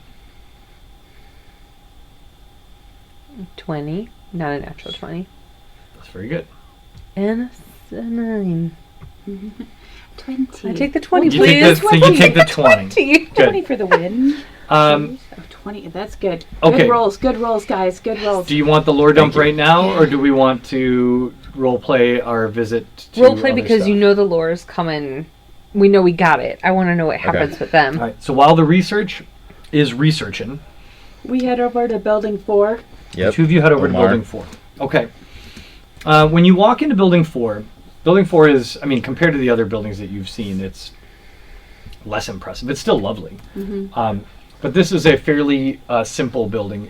It's constructed in, it's basically a triangular shaped building. Okay. There's an entrance at the middle of each of the sides of the triangle, and then there are lecture halls built into the corners. Is essentially how this works. Okay. So the building is comprised of 3 lecture halls. There's a hallway that comes to the center. The entrances to all 3 lecture halls are at the center, and then there's stairs descending down. Anyway, 3 lecture halls. So you get to the center, and you can see one of the lecture halls. You can immediately see is closed, locked, and empty. Okay. The other 2 are occupied by students at the time. When you peek into the first room, you see probably 12 students. This is a large lecture hall, so that's a fairly small number of students for what you might expect in a room of this size. And down at the bottom, sort of standing on the platform, is a kind of a skinny elf man with Skinny elf man. he's sort of almost sort of greasy, wispy hair, and he's got sort of red, bleary-looking, bloodshot eyes, and he's not particularly well dressed, sort of threadbare robes. And he is standing in front of a large metal brazier, like a big metal fire pit, basically. That has sort of gentle smoke rising from it, and he's sort of waving his hands around, and then he sneezes really loudly into his sleeve. He says, I'm sorry. I know this is difficult with Professor Primus out, but I was the only one who could teach the class, and as your student teacher, it is my duty to get you through today's lesson. So we're going to make it happen. Summoning creatures from the elemental plane of fire is no matter to be taken lightly. So it is extremely important that you maintain concentration at all times. Today, we will learn to bring into this plane of existence the powerful and beautiful fire elemental Myrmidon. The Myrmidon, as you know, is the more elevated and challenging version of the fire elemental. Excuse me. We encase the fire spirit in a suit of protective armor, thereby enhancing its combat abilities. Prepare your mock incantations. Air quickly realizes this is not Omar. Although I did want to sit here and wait to see how much he had prepared. He got his lecture. Hey, Freya just kind of says to Air, I wonder if there's anybody that can do this that would want to come along with us when we go to Epedo. There may be some people that we may want to recruit to come along with us. You mean the sick TA? No. Not him. Not that one. So, this goes on for some time, right. And it becomes clear to you that the actual summoning of this thing is going to happen more towards the end of the lecture. You can hang out and watch if you want. I think we got to go to Omar. We got to keep things moving here. Okay. So the lecture hall next door, after you've watched a little bit of this, you approach just as class seems to be letting out. The doors open and a flood of students pour out past you. You're forced to sort of stand and wait for a few minutes while the classroom empties out. And as you step into the classroom, you see down at the bottom a tall, barrel-chested, sort of powerful-looking minotaur with very intricately decorated horns. This minotaur's horn, this is Professor Sendak. His horns are, unlike some that you've seen before that are maybe capped with gold or adorned with jewelry or things like that, his horns are carved. Etchings. Almost like Minotaur tattoos. Inuit scrimshaw. Sure. If you've ever seen that, or what are the things that Carolyn's mom used to collect? There's a Japanese art form with ivory. They're little carvings. Yeah, I know what you're talking about. Anyway, the outside of his horns are intricately carved with designs that you can see as you get closer. He's not as old as some of the professors you've seen walking around here, but is clearly in his late middle age. And unlike other faculty that you've seen here, is not wearing the sort of uniform robes of everyone else, but is wearing what looks to be sort of comfortable traveling gear. This is the Indiana Jones motif of Professor. Gotcha. Nice. As you walk in. Nice. Whip. Yeah, there's a whip and Right. a hat on his Big desk. big gold ring in the nose. All right. As well. Belongs in a museum. And he looks up at you as you step into the room, and he calls up immediately. I'm afraid you've missed today's lecture. Shoot. before we. No, sorry. Yes, I too am disappointed. No, before we stepped in, I wanted to pull Freya aside. Yeah, that's fine. Okay. You can retcon it. Okay. I just picture you Thank going, you. shoot. Shoot. I was really looking forward to So Air pulls Freya aside, and I just want to make sure we're on the same page with what we're telling him. Yeah. Because we don't want it. I mean, we need to. I feel like we got to. If we are going to ask him about the removal, do we lead with that, or do we? No. I think that we leave it for an aside at the end. Because I don't know. He could be. I guess we got to sniff him out a little bit first. Yeah, I because think we should. We don't know if he could just I think rat us that- out. Well, I think that we should. I mean, the word is out about Upido too, so I think that we lead with Upido Okay. and just kind of see if he has any information for us on Upido. But then I'm also I will just remind you, the word is not out about Upido. well, it's getting. And in fact, Administrator Omari specifically asked you to not cause a panic by telling a whole bunch of people. Oh, so about maybe we should just Upido. So the people you've told so far, you've told two people, Well, then maybe we should just keep it that way. but Yeah, I don't know. He might be. you a get good to make one your own tell, decisions. too. I'm just Yeah. telling you, it's not like Upido's release is public knowledge, at least No, as no, far no. as you know. No, I guess I was just saying the word is out. He's going to have to start making preparations on campus. You Right. know, the high gonna be telling is us. going to be obviously telling some key professors, and you know, Omar Well, I Sendek wouldn't- was specifically mentioned by. The Well, I want to high- overstep though. Yeah, that's true. No, that's fine. Yeah, that's fine. We don't have to do that. But I'm hoping to talk about something for a little while at the beginning that we've said already. Maybe repeating a story, because I'd like to kind of check in with what's going on with Kimba in my head too. You know, sometimes Kimba's paying a lot of attention, and sometimes Kimba is not paying a lot of attention to things that are going on. Do we know about Kimba? No.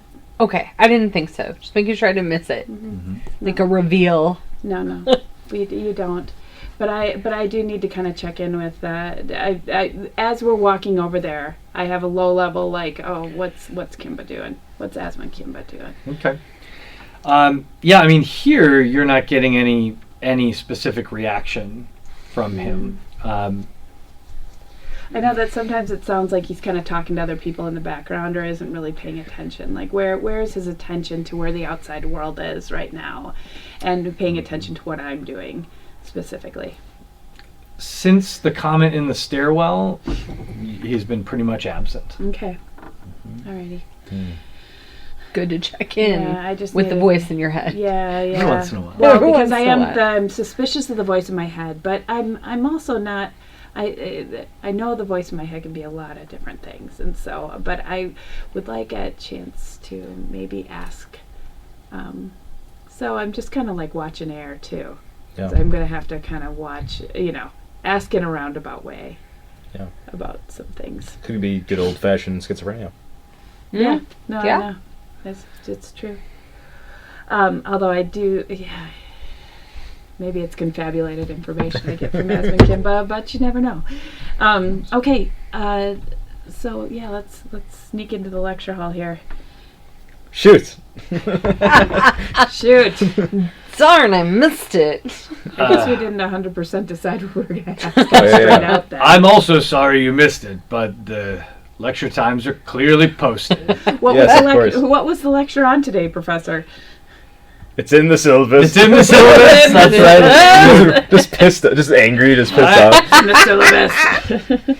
I must say you don't look like any students of mine. What can I do for you? Well, I'm wondering, we've heard you do like a good meal. Could we buy you lunch? We have several things to talk about.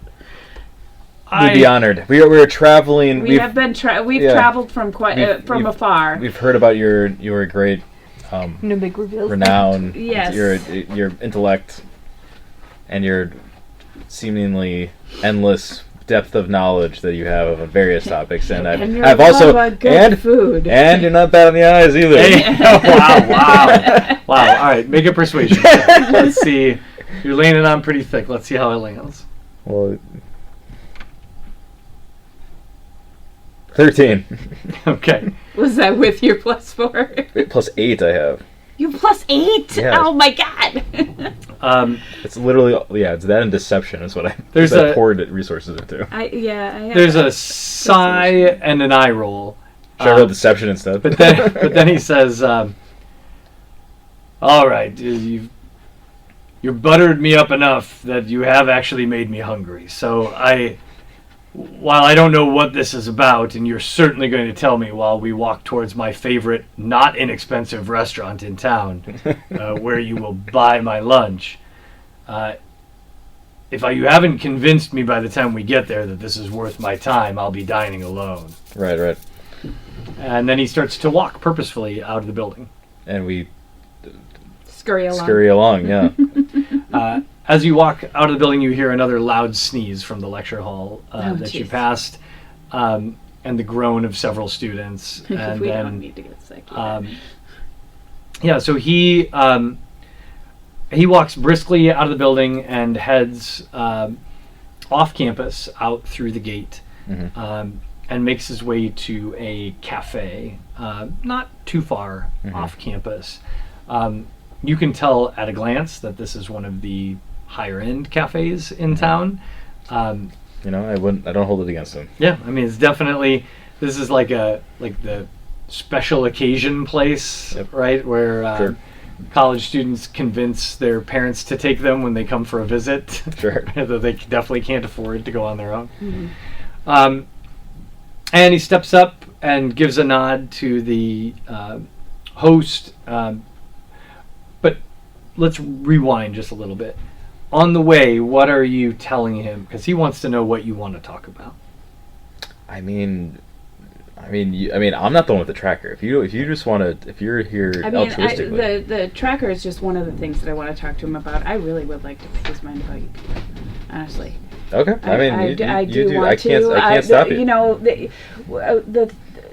One of the things that we'd like to ask you about is of a very sensitive nature, and it is currently at this time we're trying to, limited people know about it, and we do not want to raise alarms as people in authority know what's going on, and are we are information gathering though, and I would appreciate your perspective on. Have you heard of UPedo? Certainly. Yes. I'm no student of history, but UPedo is Have you heard? a well-known part of the history of our nation. I guess. Do you know? It's sort of in the context of the defeat of UPedo, and the tempering of her. I know that you know a lot about lore. We've been told that you know a lot about Was it teach religion theology? and lore. No, Divinity. Divinity. That's what I was trying. He doesn't believe Certainly in the gods. But he certainly the doesn't believe in Synod God. threw Right? a lot Is of that lives at that situation. I remember. Yeah, unfortunate. Read Yeah, about it. we try to read his politics a little bit. Oh, he's not very subtle about his politics. So he I say what I need to say to. the way he frames it is basically like his reading of the UPedo situation is that the Synod leveraged it as an opportunity to position themselves more strongly within the Minotaur society and position themselves as saviors by just throwing a lot of lives away at this senseless lost lives. It's terrible. And of course they came rise out of the it Synod. looking like heroes and Heroes. gave credit to the divine and their and Well, of course they brought a would, lot by- of power to the Synod. Yeah, indeed. You can never trust a Okay, that's good. man to of the know. cloth. This might be I'm not there. So, I'm not there. so I just I'm wondering something kind of that is just occurring to me also from far back in my mind. Do you know anything about Asmund Kimba, who was a dragonborn? Have you ever heard of?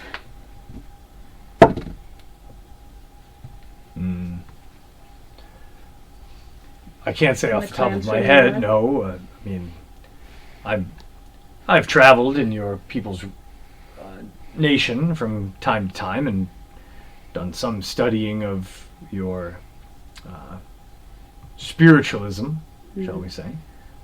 But no, other than it's the name bears a clan markings of the Kimba Tool. I would assume this Asmund Kimba is some member of that clan. Yes, I am from the Kimba Tool. I am the daughter of the clan leader Indeed. of the Kimba Tool. So, okay. We're also wondering, were someone to be, and we may have a little bit of an issue with this, 2 of the members of our party have trackers placed by the Sinnock. You know how they are. You know how they You know are, the type. exactly. Yeah, you know how they are You with know this. the type. Controlling, want to control the narrative, want to, I want Control our you bodies. to make a persuasion check at advantage because you're getting help from air. There's eating some eggs at the moment. Oh, good. 23. Perfectly poached eggs. Okay. Yep, 23. That's a very good roll. Yes, I do, in fact, know how they are. That's a very... it's a classic matriarchal, oligarchical move. Stamp their mark on someone and Of course. hold it over their heads. I assume they've pressured you into some task to do their bidding. Yes. Yeah. We have been. Unfairly. Indeed.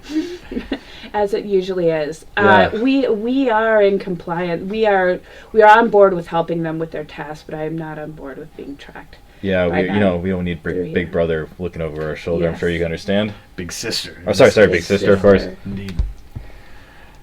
Yes, honestly, It's a little patronizing, don't you think? yeah, honestly upsets me. It is. Yeah. Honestly, Father I'm pissed. or this mother-child relationship they push onto you. Indeed. Obsessed. It's Yes, infantile. I've heard of this spell of theirs. It's the application and practice of it is. Crude for somebody like you of your No, it's not. of your intellect and stature. They've kept its exact composition a mystery very carefully, for obvious reasons. You could, if any fool who could string a few incantations together could reverse engineer it, it wouldn't be much of a prodding tool, would it?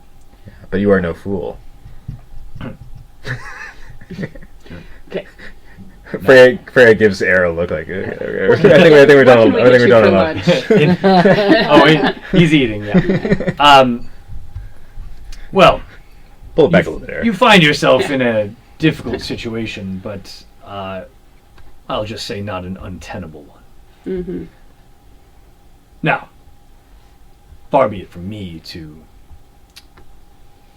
poke at the mighty Sinnock, but I have heard tell of perhaps a few accidents that led to the dissolution of these tracking spells. All right. It turns out they're not perfect. For example, I once heard a story of a man who was Name Jed. a man who was under the influence of one of these trackers who went for a swim in the ocean.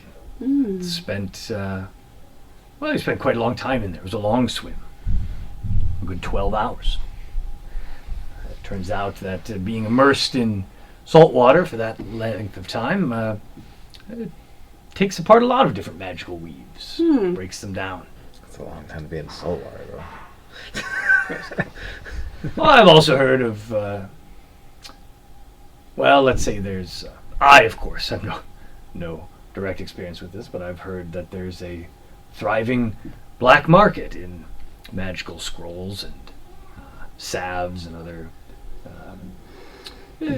single-use items that are quite potent in the removal of all types of quasi-spiritual magics. And where would one find one of these? For academic, educational purposes? Indeed, I myself have never Just purely been theoretical involved, but thought exercise. but I did have a student last year who told me a rumor that that one of the merchants on the edge of town,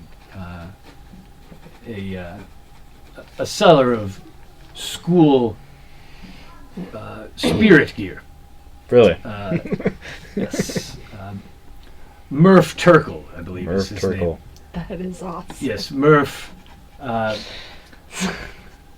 Not all of Murph's spirit gear is fully licensed by the university, you understand. Gotcha. But his presence is tolerated because not all students have the financial resources to shop at the official school store. Right. It's nice if everyone's wearing purple, blue, and green Say no more, of course. at our competitions. Anyway, this student hinted rather strongly that Murph helped them acquire something to help one of their embarrassing problems go away. Just a rumor. Okay. Just a rumor. And Murph Turkle, I'm sorry, you said Murph Turkle is He's a merchant. in Edge the of town. university. Edge of town. Edge The edge of Got town. it, It's got it, outside got of it. the university proper. Okay. Okay. Sounds like a charming fellow. No. No, he truly is not. No? Yes, He is. he's a rather unpleasant fellow, if I'm honest, and doesn't smell very good. Mm. What is he? Hmm? What is he? Oh, Murph? Sorry, I'm not there. No. I'm just actually. I just want to know. Murph Turkle is a knoll. Of course. Be. Are you familiar with an area that's near the Scar that has these towers all around it, possibly it's like a field of monuments or statues, Obelisks. obelisks, field of obelisks near the So Scar. it's- Have you ever? Southwest of Nanton. No. No. No, this is not familiar to me at all. Hmm. Why? We heard a you rumor. ask? I just wondered. It just seemed to be a divine, a holy type of place, or a place that was imbibed with some type of, and It's I in just the wound, you say? near the wound, Oh, I see, outside. outside the wound, but near it, to the south. I had a strange encounter there. And I just wanted to know if you would have any insights that would go along with it, possibly. We were surrounded by these lights, these buzzing little lights that were all around us, and Fireflies. Interesting. type of fireflies. But one of them entered my sword. That's Sounds like a uncommon euphemism. behavior for a firefly. Exactly. And my sword seemed to be illuminated, Interesting. and interesting. Buzzed with energy. it did buzz with energy. Give me your sword. Okay. He's already reaching for it. Okay. I keep my hand on it, but I show it to him. All right, fine. So he places one hand underneath it, and he reaches into a pouch, and he sprinkles what looks like maybe powdered iron or something. It's hard for you to say. Up the length of the blade, and he mutters a few incantations over the top. The powder glows a bright orange and then white, and then sort of smokes away. And he puts both hands down over the blade, and he sort of closes his eyes for what becomes an uncomfortably long time. And then when he takes his hands away, he says, fascinating. This firefly entered the blade, you say? It entered the blade. And it Merged may with have- the blade is it more may accurate. have spoken to me. Hmm.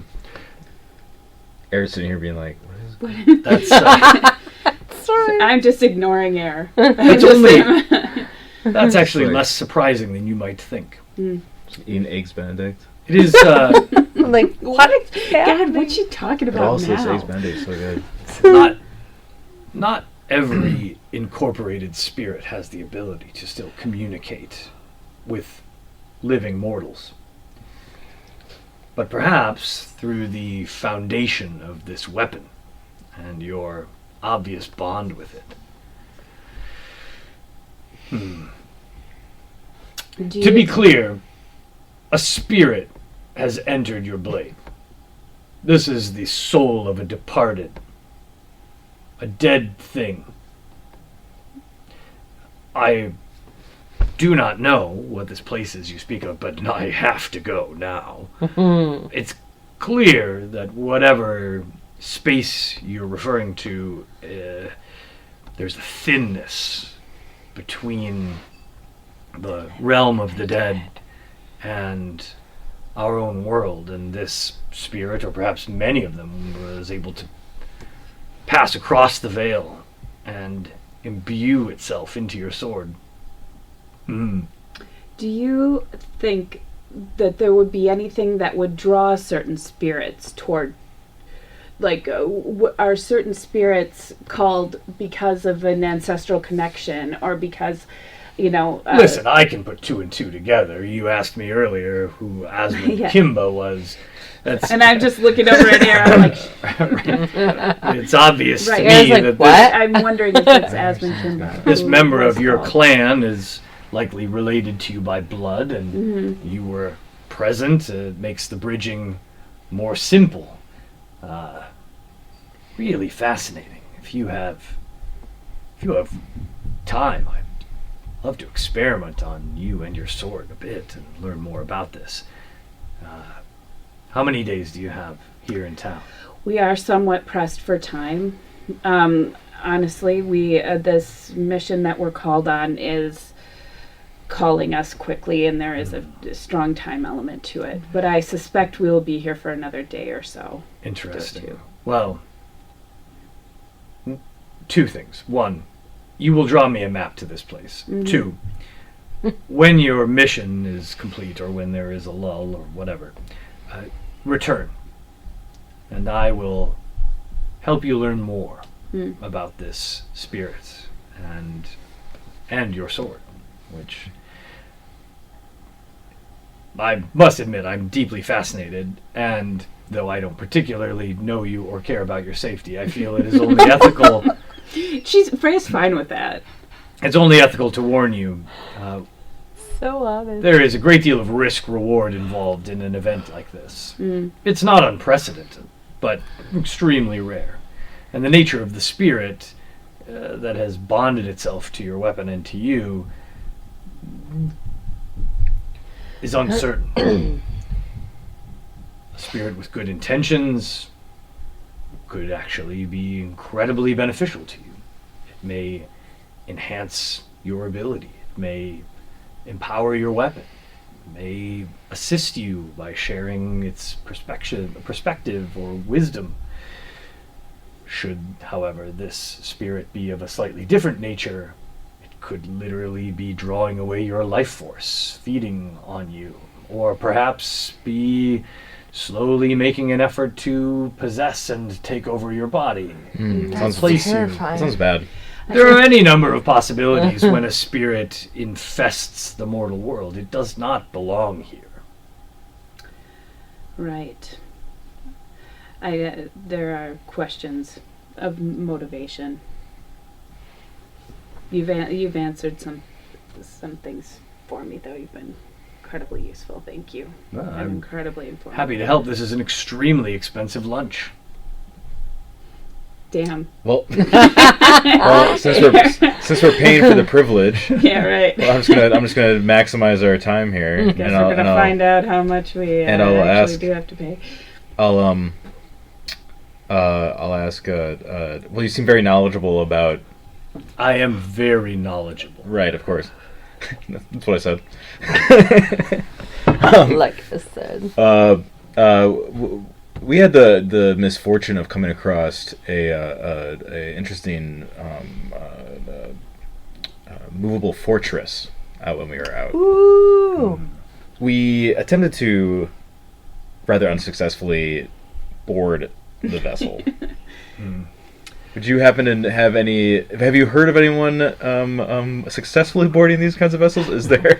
Are there riches on board, perhaps?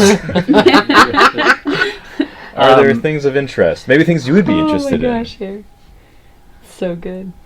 I'm aware of. I just thought he'd be, because he's an Indiana Jones type. I'm aware of these creations. However, this really isn't my area. You, and I hate to say it, you'd want to speak with Primbus. This is a Primbus thing. A Primbus thing. Yes. And Primbus is away from Professor Primbus is away from the college. I don't keep track of Primbus. Okay. I actively avoid. I actively. Please. Anyway, Primbus is the one to speak Or to. what I like to call Bimbus. More like Dimbus. Yeah, right.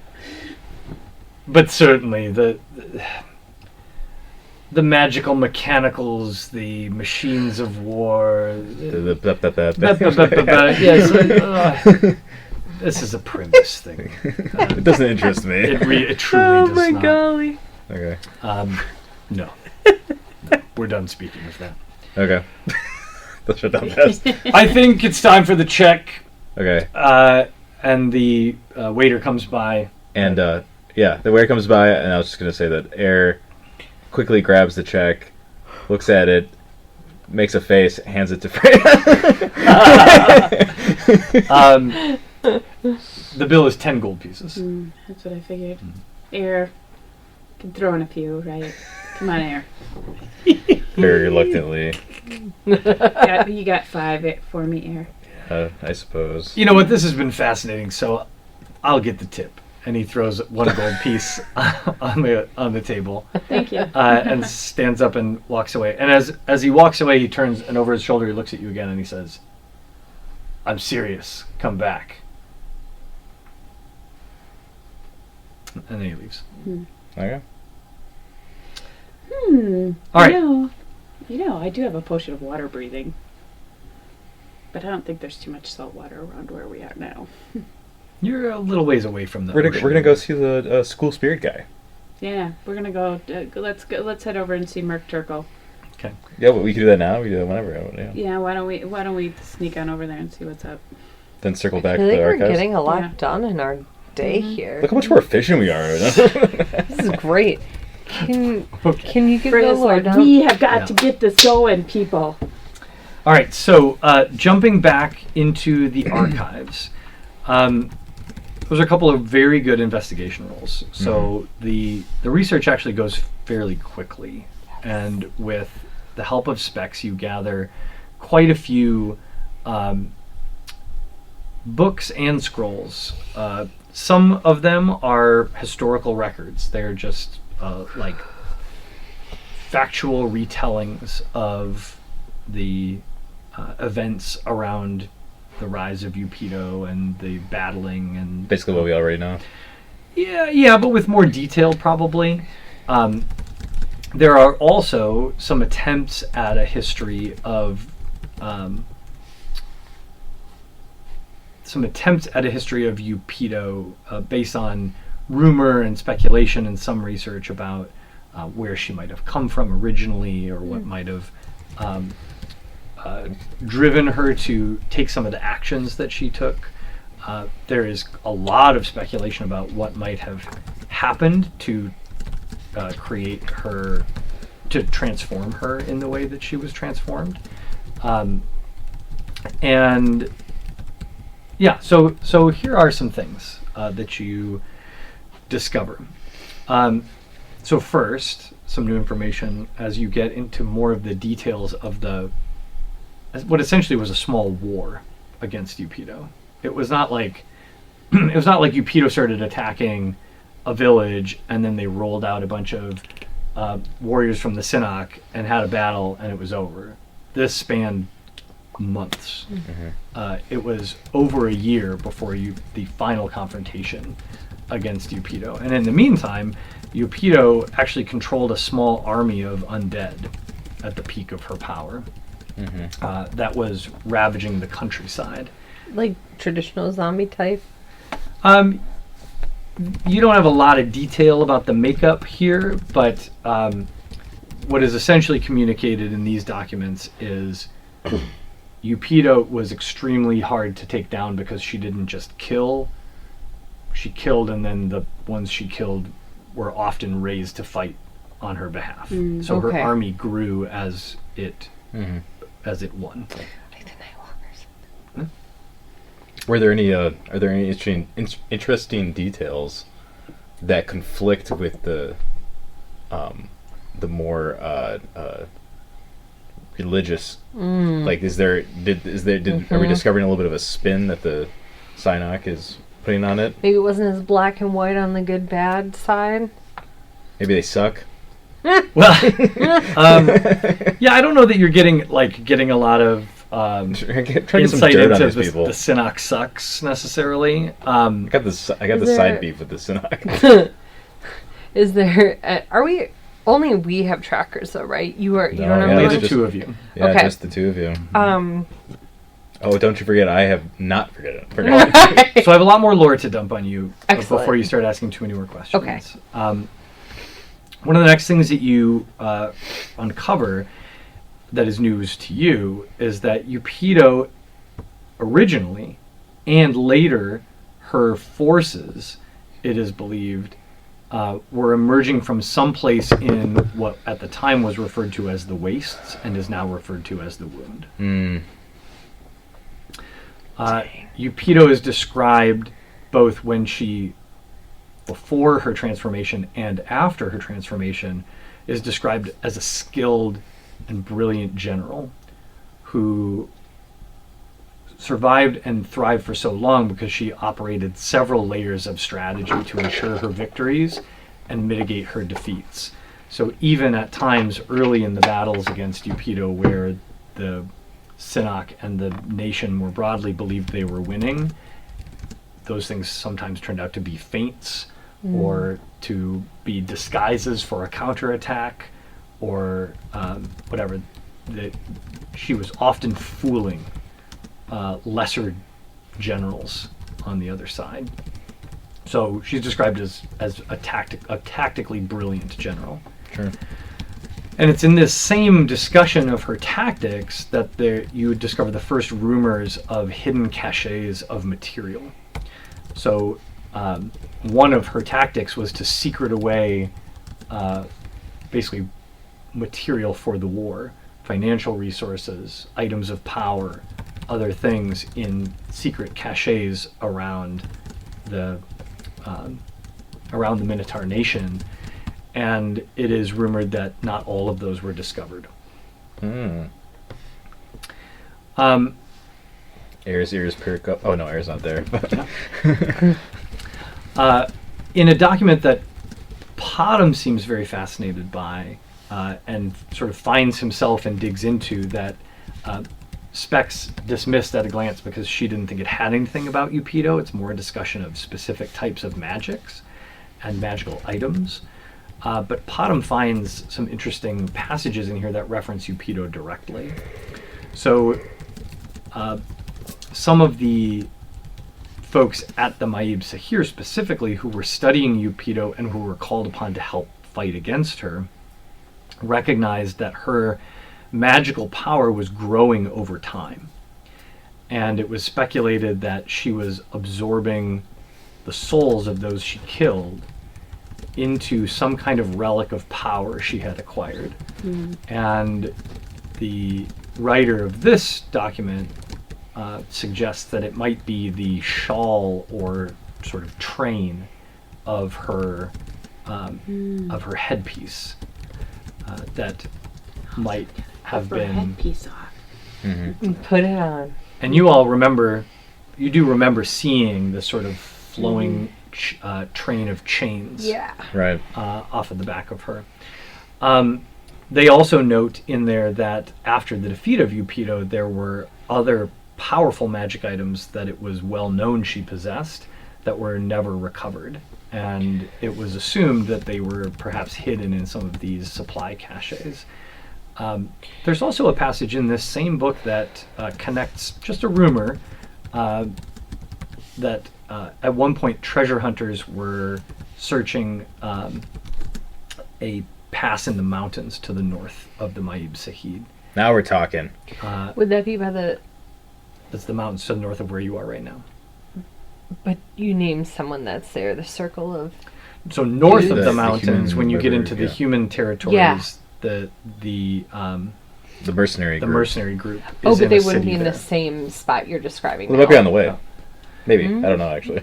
So the rumor that Potham finds is that one of the supply caches might be found in the mountains to the north.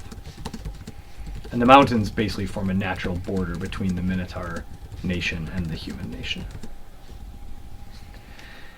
And then there's one last thing, because you rolled really high, so this is the last piece of information that you had to roll extremely high to get. This is how you kill Yupido. Go. Upito's one weakness, and the only way to defeat her is immerse her in salt water for 12 hours. No. It's a long Done! time. It's recorded. You could be all shrivelly. There is a historical document that doesn't mention Upito at all, but Specs in particular has always been fascinated because the description in this document uses similar language to many descriptions of Upito's power. And it is a historical document describing the rise long, long ago of an incredibly powerful lich named Vecna. I was literally just talking about Vecna while I was waiting at that train. Man, I don't want. Is this gonna be a thing now? We're just gonna be chasing down liches everywhere. But Vecna, we're going to sync up with Stranger Things final season. It's going to go perfectly. To be very clear, all Specs is bringing forward is the fact that in this very old Yes. history describing some of the powers that Vecna seemed to have exhibited, Right. similar language There's is this used. little wound area. Similar language is used in describing the powers that Upito exhibited. That's it. Yep. Okay. Could be like same source. Could be similar journeys. Could we research Vecna now? Right. I mean, you can do all kinds of stuff. The world is your oyster. There is one last piece that I didn't mention earlier, and that is there is another thread, a rumor of a supply cache that was at one point believed to have been found, but was the treasure hunting group that pursued it never returned. But they were headed to a coral reef off the coast to the south of Nantong. Ooh. Maybe you'll be able to use that water-breathing potion. And it was in one of those, like supply caches. Okay. Signature Upito supply cache. It did seem to be a move of hers that she used pretty often, and so many people, once she was locked away, went in search of those supply caches, and some were discovered, and there are records of what was found in there. And, primarily, it was chests full of gold, magical items, and almost universally bodies. Oh, okay. I always keep my gold near bodies. Totes. Yeah. So that's what you take away. Very cool. Specs is delighted at having spent this time, and but also is terrified because more and more as you do this, she's come to believe that you're not joking, and that the idea that this terrifying historical figure that she has been fascinated by for so long is now real and prowling around. She knows more about Upito than a lot of people do, and she is pretty freaked out. We should invite her to come along. We should. She Nah, seems she's probably kinda- not. She's not we probably could not a invite fighter, her. though. She does She's seem very knowledgeable. kind of scared of things, though. It may not be This is the most frail person you've ever encountered. But she's so knowledgeable. I don't know. I should invite Omar Sundak to come along. What Does if she have some kind of a communicator that Yeah, as we could- go on our journey, we could be in touch she have a with buzzer? her? Does she have a yeah? She doesn't. Setting She stone? doesn't own a cell phone. No. But you know, like a magic communicator. Yeah, I mean, You know, magic. We have a magic I know about communicator. magic. Yeah. We do can only have use a it ma- once a day, though. I'd hate know. to be like, "Hey, girl," and then she's like, "Oh, hang on," and like hangs up and like that's it. Yeah, Yeah. that's a. I mean, I think there's worse things to use it. You know, if we I mean, need, there's Potham can worse- make sending stones. Yeah, That's a thing he. yeah. We should can have Potham do. make his I sending think Potham stone. makes a that? setting stone. Yeah, All right. Potham should make a sending stone for I her. want to be I able to get in touch with kind of her. know how that works for him, for his little power, but he always seems to at least believe he can do it. So I trust him. assume he Yeah. can. We're gonna find out everything is blank, and he's just been like making it Yeah, up as he goes. Whatever I want. I just do whatever I want. I do what I want. I do what I want. Yeah, he probably can. I'm sure it's in here somewhere. He's definitely. He'll fill us in. Infuse item. I definitely want to have. Yeah. I think having an on-demand, Yeah. world's leading Yapido expert would be incredible. Yes. All right. Even if we can only talk to her once a day. All right. I mean, Exactly. that's better We'll than worry nuns, about nuns per the- day. We'll worry about the The technical details, yeah. details later, but suffice to say, because you've done it before, Yeah. Yeah. Potham will knock out a pair of sending stones and leave one with her. Nice. I like it. And we explained to her how important it is that if this phone rings, that she is ready She's like, I'm not to senile. focus. Yeah. I mean, she was a little. She's into it. She's into it. She is literally brilliant, Yes. and totally gets this and why it would be important. Cool. She's like, come closer, and then she just whacks it on the back of the head. Like, I know how a sending stone works. So, quick question: above the table, Mhm. how late do y'all want to play tonight? 'Cause I'm not in a rush to stop, but I have to decide if something is happening or Gotcha. not. And I don't have is- it in me for a ton, but that shouldn't hold everyone back. Everyone else has slept in the last 48 hours. No, I- I'm fine ending at a normal time, at our agreed Yeah, time. yeah. I think that I'd rather have you here. Yeah. All right. Yeah. I definitely We don't have don't another have Then I hour know. in me. Then I know how we're gonna do it. I know how we're gonna do it. We so can visit the school spirit guy. yeah. Or All we right. can do So something else. it's about. I think it's about. It's getting to a little after mid-afternoon. This is like maybe 2:00 ish by the time Freya and Air make their way back onto campus, and that's around the time that the rest of you are emerging from the archives, having sort of compiled your notes. And I think we can sort of hypothetically say that it's not like you walked out and you've discovered all the things I just said. Like some of that is you reflecting on your notes Sure. later or talking out your conclusions or whatever, and that can happen over the course of the rest of the day. But let's say you come out of the archive in mid to late afternoon and reconnect with the four of you. So the party is back together. Most of the day is done, but the sun is still up, and it's not dinner time yet. Where would you head next? The loose threads that I see are Are we together? yeah, you're Yeah, we back. just, You're back together. back out. You've got Murph Turkle, you've got Professor Primbus, and you've got, I mean, I guess, leaving. Right. I mean, I was going to suggest Murph Turkle. But Yeah, let's do it. He seems like the kind of guy that would operate about this time of day. Yeah. Sure.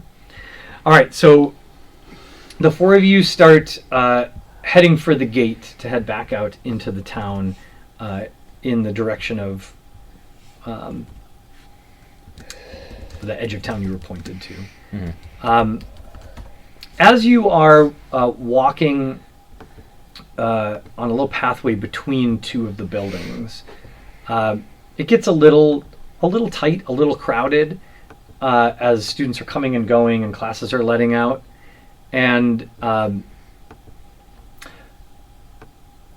want you to picture a late 80s, early 90s movie like Ski Patrol or Weird Science, or like that whole era of movies, right? Brilliant, yes. And now picture the villain, but not like the big bad villain, but like the douchey on campus, like big man on campus villain. Yeah. Right? So like Aryan in looks, like Biff. yeah, except not like sure. the hot one. Okay. Like the hot villain. Right? Oh, sure. He's like captain of the lacrosse team. Got it. Right. Probably wearing an ascot, Okay. right? So the fantasy elvish version of that Yeah. guy. Mm-hmm. Is his name like Fantasy Buzz? No, you'll learn his name in a second. Okay. But that guy comes down a set of stairs out of a lecture hall, and Pando, you notice this, and nobody else does, but you notice that he catches a look at air out of the corner of his eye and then does this on purpose. But he runs into you. Wow. Like sort of like Body body checks. checks you. Wow. And Panda yells, "That's my friend!" you're like Fran just picks him up by the back, Sarah up by the back, and stands her back up. and you're like nimble enough, it doesn't do any damage, it doesn't even knock you down, but definitely like impacts you enough to knock you back. And then he sort of spins out of the way, and his buddies that are right by him immediately come and like grab him and set him upright. And he looks at you and goes, "Ugh, watch where you're walking, half-breed."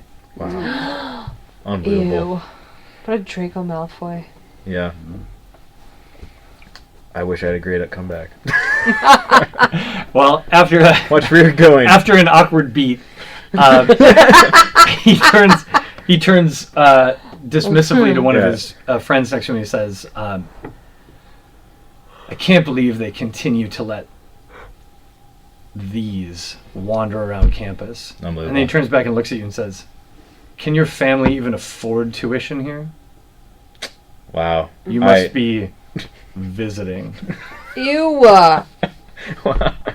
Man, I wish I had like a great retort. He's with me. She's with me. She's with me, yeah. She's Yeah. with me. How? Yeah. I think Air does one of those.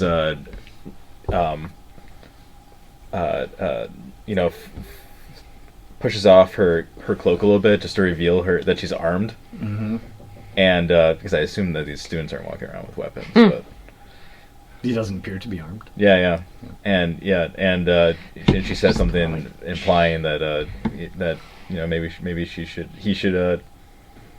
like to settle this. We can settle this outside. Oh, we are outside. No, I like that very much. Definitely. Maybe you'd like to settle this outside. Wait. Kind of looks around. Yeah, excellent. When you say this, he seems. Can I roll an intimidation or something, or can I do anything? In a moment. Okay. When you say this, he seems delighted that you F are this guy. stepping back up to him.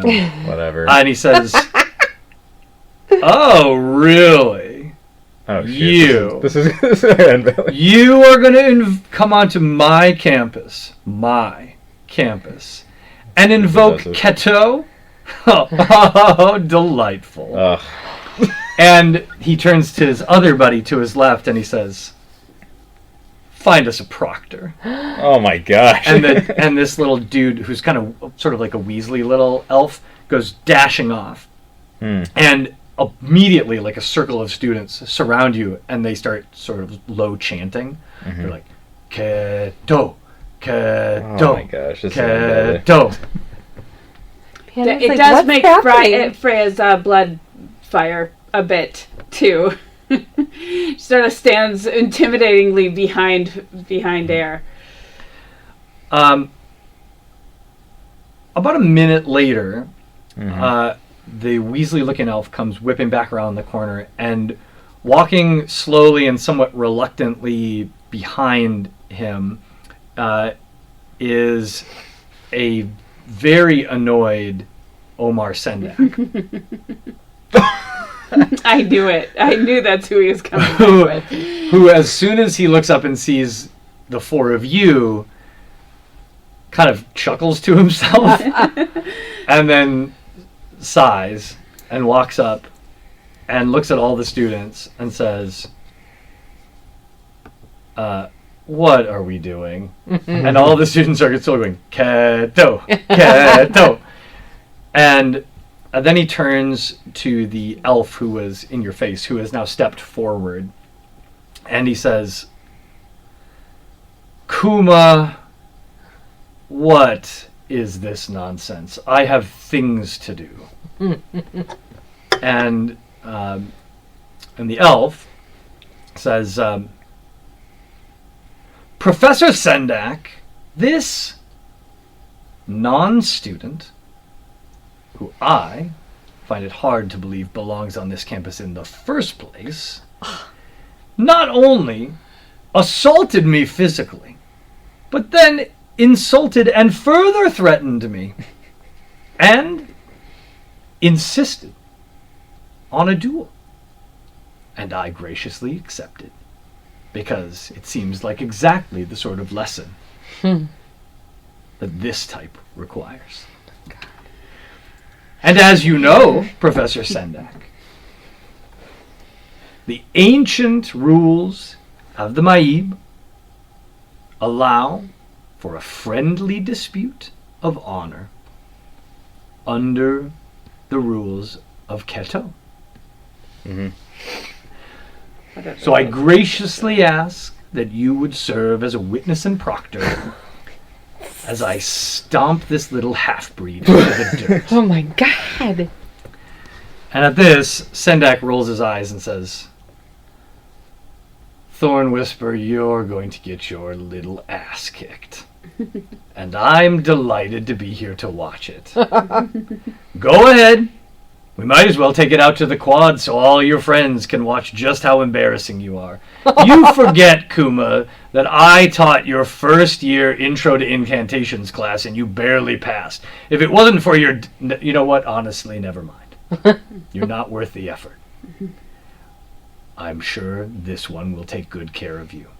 Keto it is. And all the students go, Keto, Keto, Keto. And they march out onto the quad. This is wild. This is where you notice that in the center of the quad, there is a broad, like stone paved circle in the middle of all the greenery, and it's about 50 feet across, 50 feet in diameter, and Thorn Whisper Kuma steps into the center and gestures for you to enter as well. And Omar Sendak steps forward and announces in a loud voice to the whole group, all of you students here, except perhaps some of you wet behind the ears first years and visitors from afar, know perfectly well the rules and the history of Keto. But for those who do not, we will reiterate. Keto is a traditional duel for honor. It is a tradition here at the Maib Sahir since its founding. Keto is in place to reduce the number of practitioners of magic who senselessly murder themselves over stupid arguments. And as such, Keto is non-lethal. And he looks right at you when he says that. Mistakes happen. Keto is non-lethal. Whoops. Of course. The battle that takes place in Keto is limited to 5 minutes. Keto must be one-on-one and must be overseen by a proctor who is responsible for ensuring that no participant is killed or permanently disfigured or enfeebled of the mind. Yeah. Last but certainly not least, the winner in a Keto duel is entitled to rename the loser for 1 year, and all witnesses present will use that name without fail. Mm. That's really it. You can use, and now he's looking at you again, you can use whatever weapons, spells, or items you want. Mm-hmm. So you can maim but not kill. You can permanently disfigure, but it's got to be healable. Temporarily disfigure. And then he looks at you and says, "My healing arts are pretty solid, so go ahead. Feel free to mess him up."